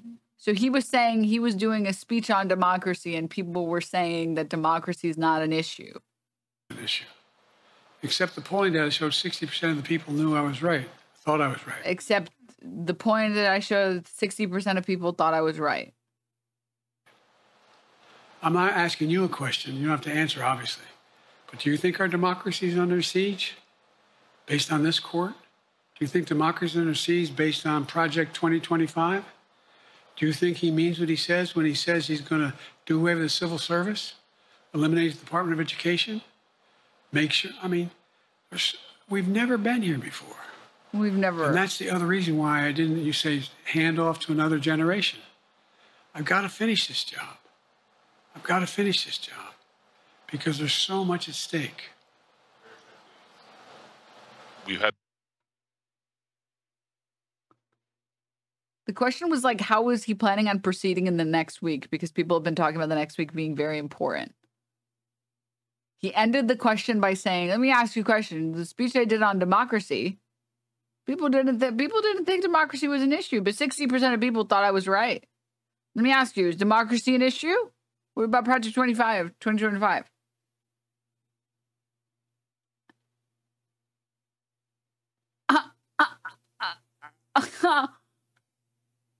Had some discussions over the past few days with your press secretary about the question of health exams, and you said you take a cognitive test every day in this This is not good, guys. This one is probably the worst one. job. Are you open to taking another physical or test before the election? Governor Whitmer of Michigan, for instance, said it wouldn't hurt to take a test. Well, look, 2 things. 1, Interviewer is asking whether or not he's down to take more physical and mental, like cognitive tests. So 2 things. 1, let's try and write these down, guys. 2 things. 1, I've taken 3 significant and intense neurological exams by the he's taken 3 significant neurological exams.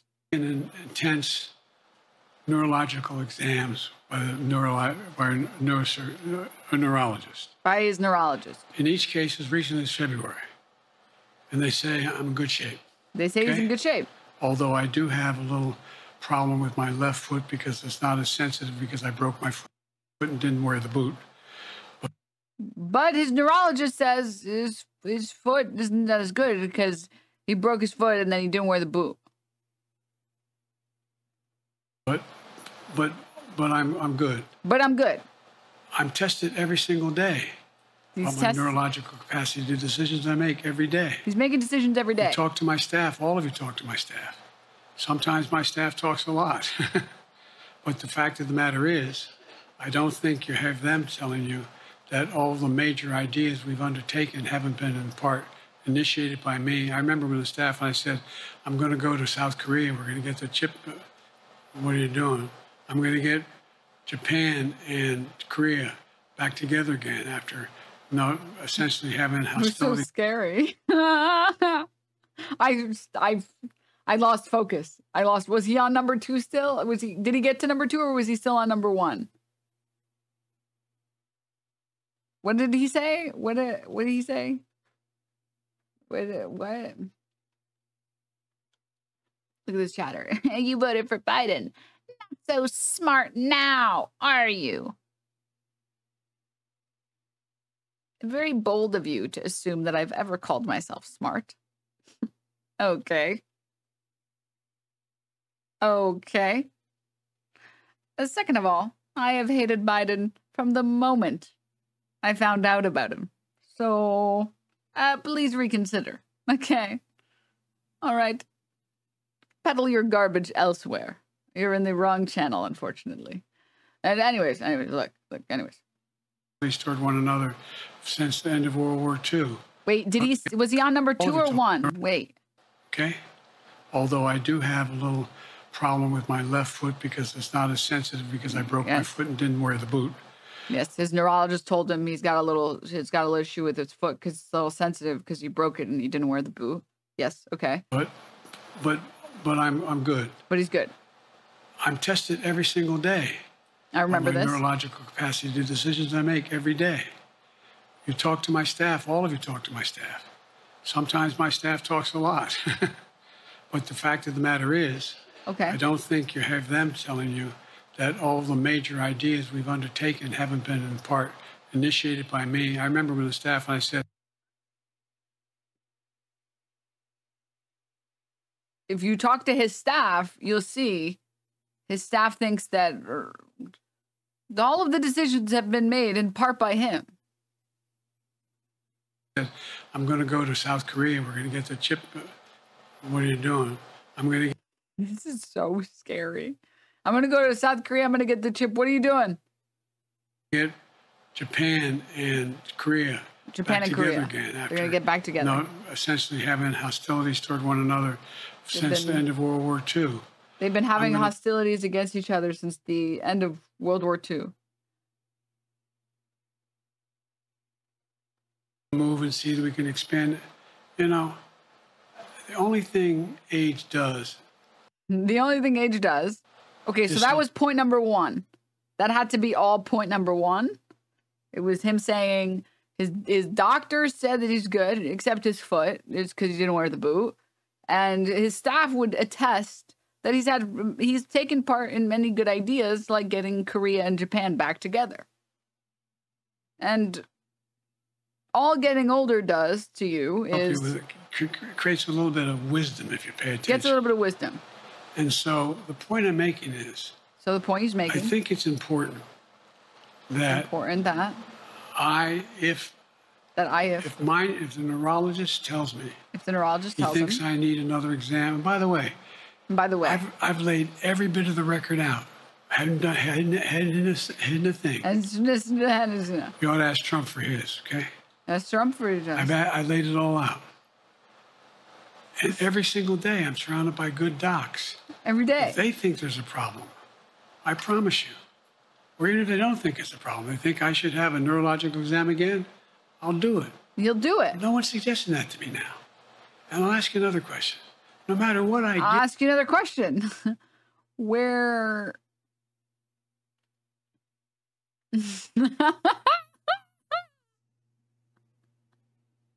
He's got many doctors, and they're like, he's good.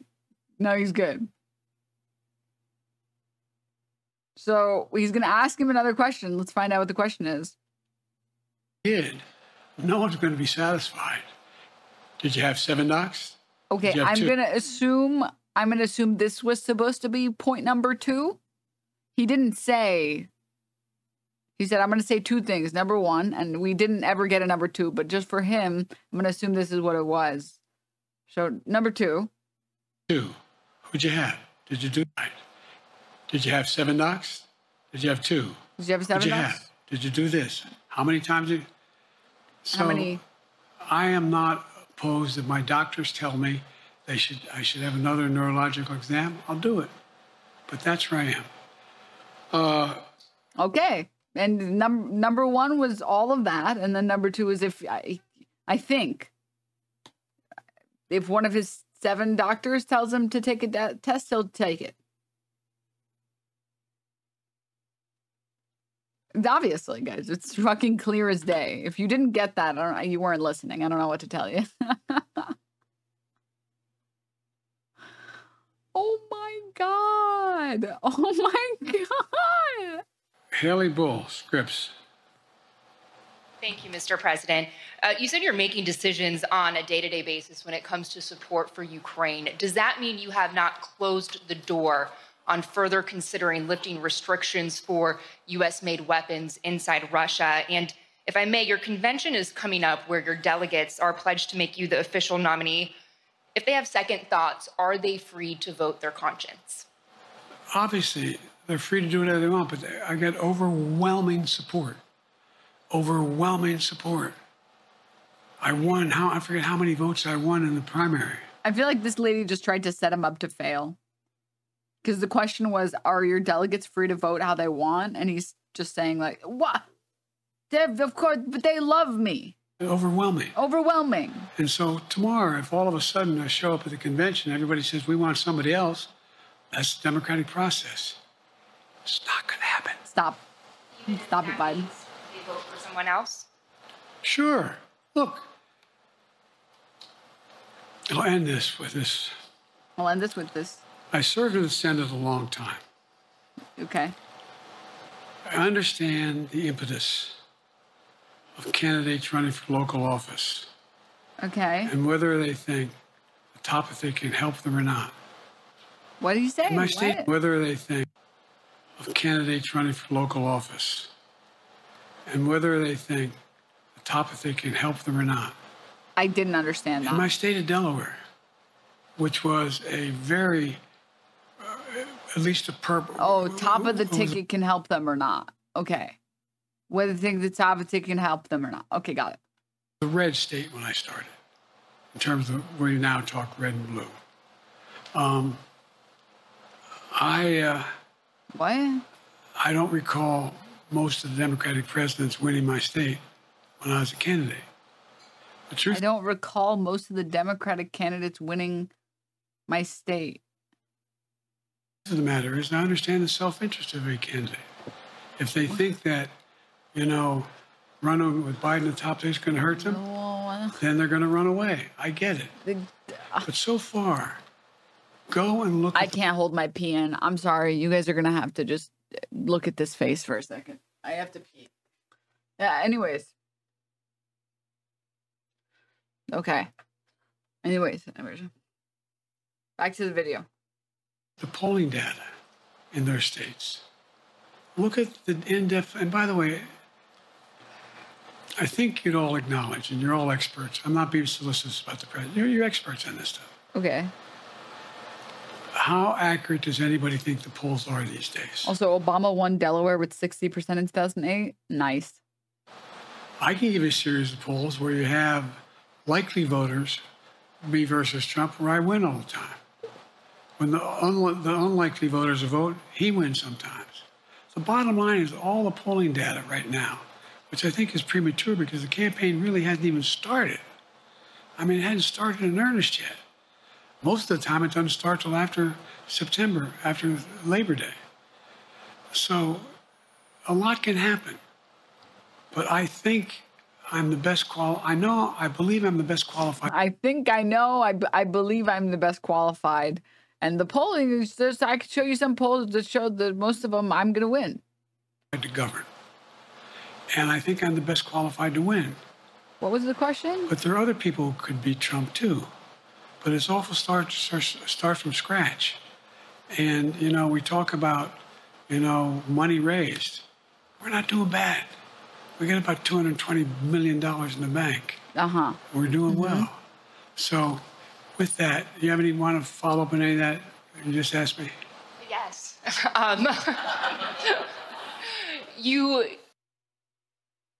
That moment was not good. Why did he ask that question? Oh my God. The question was, can his delegates vote for who they want? He's legit riffing until he could remember the question. If he can. Why did he ask? Is there anything else?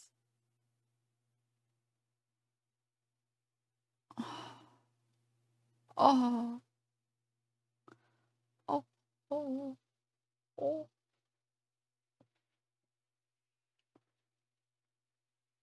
He's always had an issue with speaking and stuttering. Age doesn't help with that, though. I don't judge him for his misspeaks, dude. Mayor Cat. Mayor Cat. You unplugged my lights.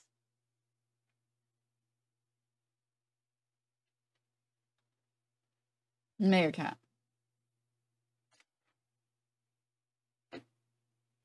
You unplugged my... Okay. All right. He didn't like him. That's fair. Honestly, that's fair. Anyways, anyways.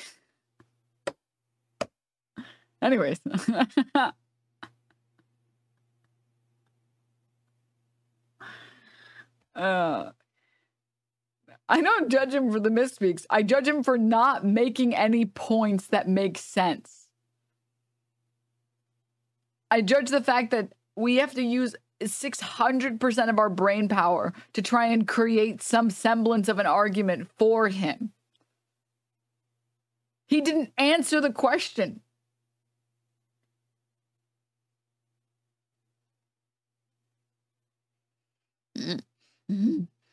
Or just America.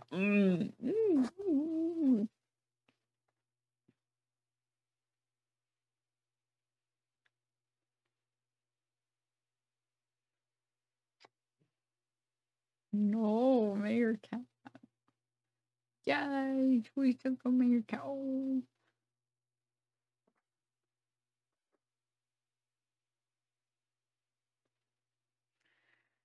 Yes. Oh, America, you're so soft.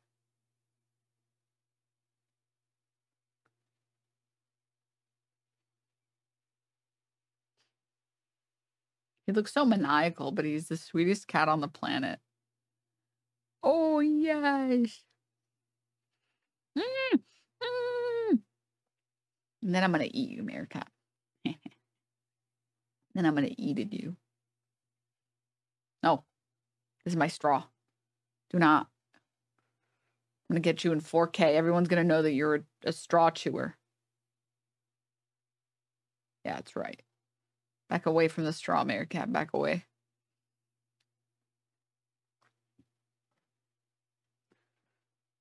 All right. What was I talking about? Right. Let's go. Earlier explained confidence in your vice president. Yes. If your team came back and showed you data that she would fare better against former President Donald Trump, would you reconsider your decision to stay in the race? No, unless they came back and said, there's no way you can win.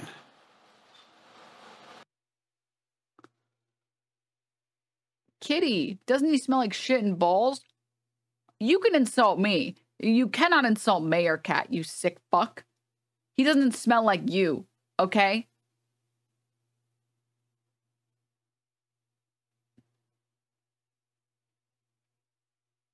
Unacceptable. Unacceptable.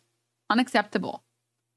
I've had bad experiences at cat people's houses. Oh, okay, so let me get this straight. You have one bad experience with a gay person and suddenly you're homophobic? No. No. I draw the line at insulting Mayor Cat. I draw that line. All right. You sick fuckers. You think I'm not going to defend that animal, that sweet animal? You disgust me. People like you disgust me. Not our Mayor Cat. This is crazy. This is a crazy tweet. I can't believe Joe Biden's kids are letting him do this. Are they on crack or something? This is a crazy tweet. This is a crazy tweet.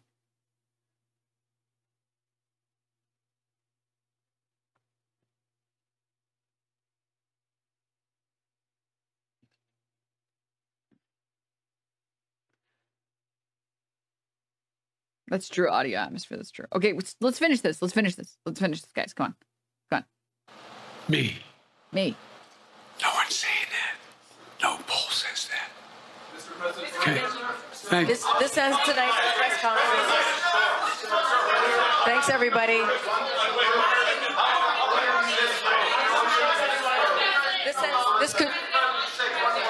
This concludes. Respectfully, earlier you misspoke in your opening answer. You referred to Vice President Harris as Vice President Trump.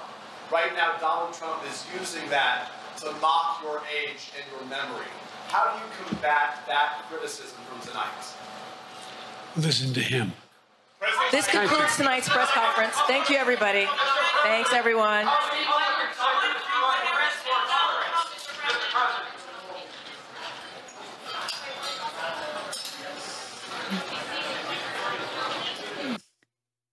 If that was anyone else, high key, that went so hard and that was so listen to him. But like, after that performance, it doesn't hit. After that performance, it sounds more like, no, you. And it's not that, oh, man. Oh, man. Oh, are you ready for nuclear levels of cope? No, it's not. It's not Aaron Rupert, is it? No. No. No. No. I hate this guy. Its odds of victory are very, very slim. It shows a political poll. Chance of winning 51%.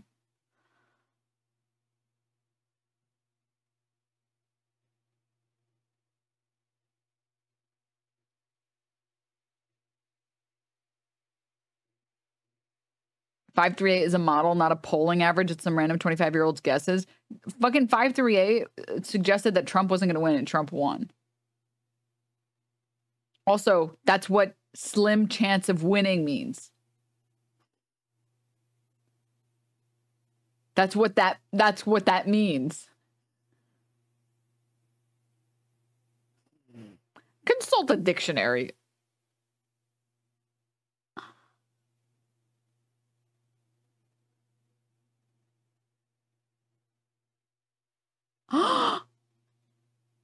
Not to try and pile on, but this definition is directly from the Cambridge Dictionary, and it shows an example. The poll show bracket leading by a slim 51% to her opponent's 49%. Right, a 2% victory is a slim victory. 51% of odds of winning are not slim odds. Those are different things. If Biden had 30% odds of winning, you can call them slim.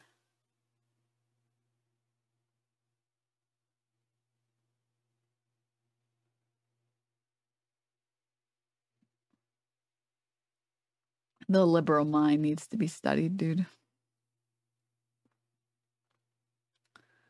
It needs to be studied. Oh my God.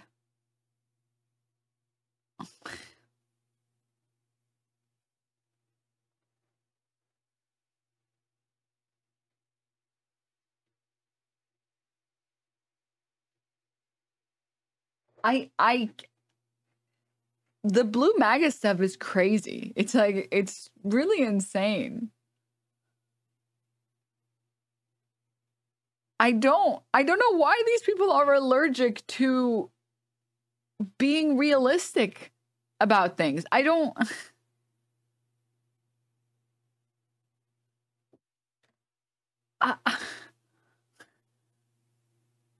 Someone posted this Emma Vigeland tweet earlier. It says news donors tell pro-Biden super PAC roughly $90 million in pledges is frozen. Quote, some major Democratic donors have told the largest pro-Biden super PAC, Future Forward, that roughly $90 million in pledge donations is now on hold if President Biden remains atop the ticket. The frozen contributions include multiple 8-figure commitments. Shit just got real, Grandpa. Oh.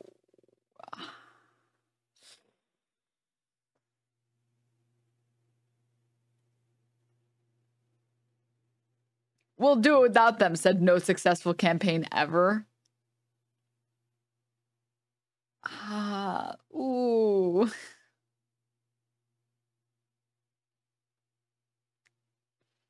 Actually, this is good because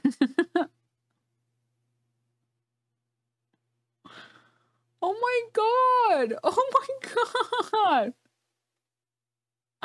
Basically, donors are just like, if you won't give us the keys to the car, Grandpa, we'll just disassemble the car instead. It's more like, if you don't give us the keys to the car, Grandpa, we're siphoning the gas out. You can have it if you put someone else in the car. You think another candidate would fare better as a Democratic nominee as compared to Biden? I mean, they're polling Harris, and even Kamala Harris is doing better than fucking Trump is. Or, sorry, than Biden is against Trump. There are a lot of other people. I mean, Biden himself said there are 50 other people that could win against Trump.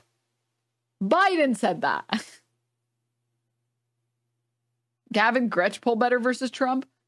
Kamala polls better than Biden versus Trump. My fear is that she would win. No, that should not be a fear. Kamala Harris being the first female president would be amazing. Are you fucking kidding me? Mamala? Oh my God. Have you seen her content? She's a content queen. Listen, okay, if I have to have a clown in the White House, can I have a clown that doesn't try and destroy the country? Can I just get a clown that just squeezes their nose and makes funny noises? I'm a K-Hive truther now. a Kamala Whitmer ticket would absolutely bang. Guys, here, for the non-K-Hivers, okay? You think you just fell out of a coconut tree? You exist in the context of all in which you live and what came before you. Just amazing.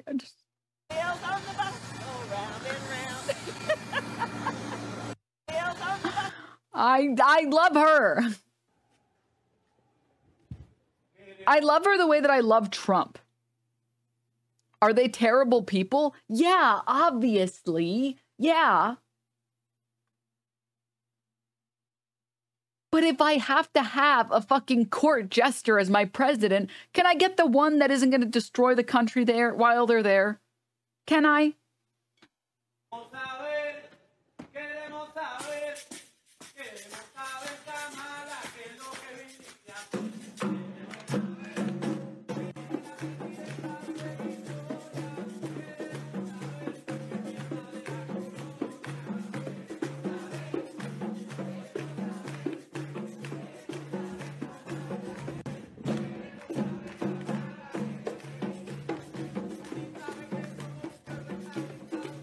What's the song about? She was clapping along to a song protesting her in Puerto Rico and stopping when her aide was translating it for her. I love good news. Love good news. I just love good news.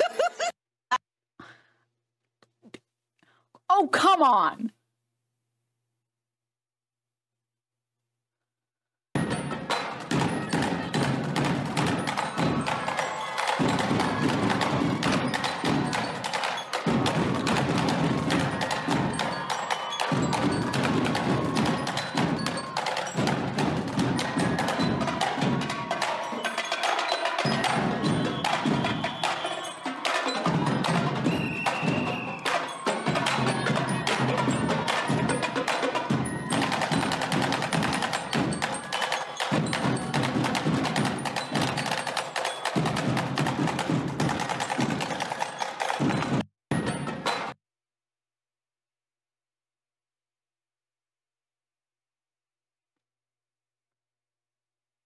Yeah, it would be so epic having an incompetent brown woman run things instead of an incompetent white man. Wrong. Wrong, wrong, wrong. Totally wrong. It would be so epic having this crazy lady as president instead of fucking Sleepy Joe. Okay, get it right. Those are very different things. Okay? And if you can't, I'm going to have to ask you to leave. All right? And this was paid for by Kamala Harris? Wait, Denims, I wasn't really K-Hive until I saw this tweet the other day. Let me see. One pro in the Kamala argument is imagine Hillary Clinton living to see a woman president, and it's not her. You took everything from me. I don't even know who you are. And then like crazy Kamala laugh. Wakanda forever. Paid for by Kamala Harris. And as always, Wakanda forever. Paid for by Kamala Harris.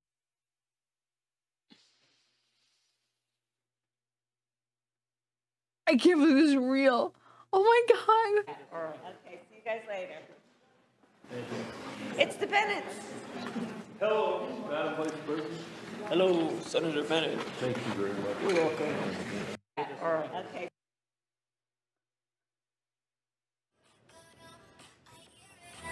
I like it. Yes. I like this is it. the song of the summer, okay?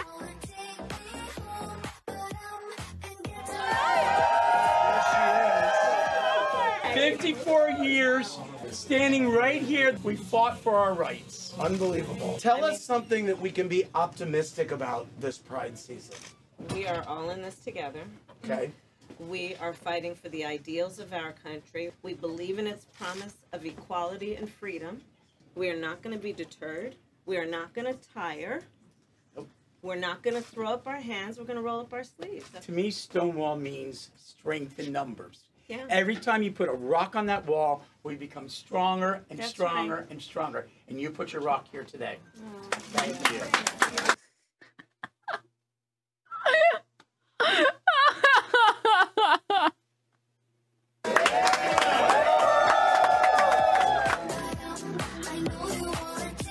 How were the tips this weekend? Very good. Very good? Wow. People are very good. Yes, Timmy with prize.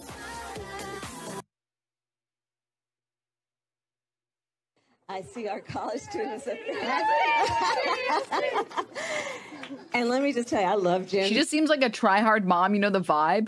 It's kind of like if you put Regina George's mom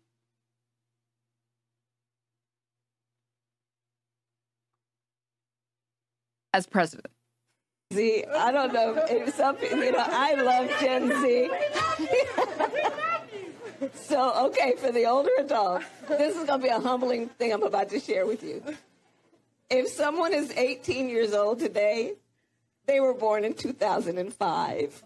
Oh, yeah, check that out. Think about that for a minute. I can imagine what can be and be unburdened by what has been. You know? What can be unburdened by what has been. What can be unburdened by what has been. What can be unburdened by what has been. What can be. She needs to throw a Wakanda in the middle. What can be Wakanda, unburdened by what has been. Unburdened by what has been. What we can see, what we believe can be, unburdened by what has been. What can be unburdened by what has been. What can be unburdened by what has been. What can be unburdened by what has been. What can be Once unburdened again, by I'm what asking has. you the fun group therapy for needy gremlins. I've been thinking that we really all need a tremendous hug in the world right now. Yeah. But in our country, we need you to be Mamala of the country.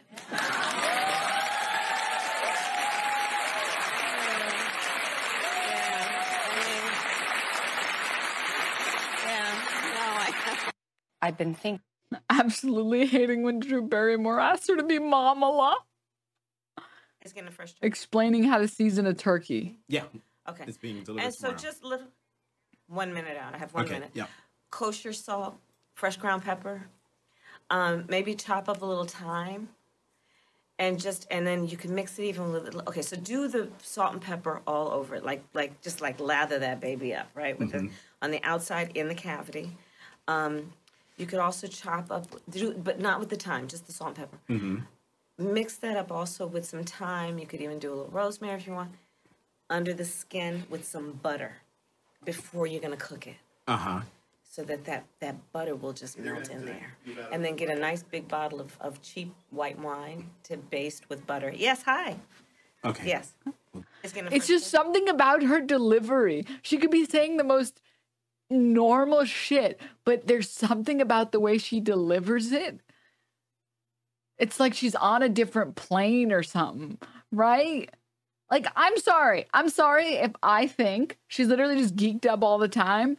I'm just saying, okay, if the option is Biden, Trump, Kamala, can I at least get the person that isn't going to destroy the country and is entertaining? Can I get the best of both worlds? Can I get the best of Biden, won't destroy the country, and the best of Trump is very entertaining? Is that wrong? And we get the bonus that Hillary Clinton gets to live in a world where she wasn't the first female president? Oh, I'm so right, guys. Okay, I've never been more right. And then the Venn diagrams, amazing. Do not come. Another good one. Oh my God. You think you just fell out of a coconut tree? This one. You exist in the context of all in which you live and what came before you. Broke Sarah things for 25 months. Life. You think Life. You need to get Will to help you analyze her comedic timing. I need to, dude. Oh my God. Oh my, that's amazing. Oh. Thank you. People were making Kamala fan cams back in the day. Dude, remember when people were unironic K-hivers? That was weird. That was weird, man. The people who are unironic K-hivers, the people who are still you unironic think you just fell out of a K-hivers. coconut tree? You exist in the context. I need to perfect the Kamala lap. I need to. It's just, but then I might get stuck with it. And then what? I'm so fucked if I get stuck with it. Her dancing to the White Lotus theme song, LMFAO. Dude, it's amazing. It's amazing.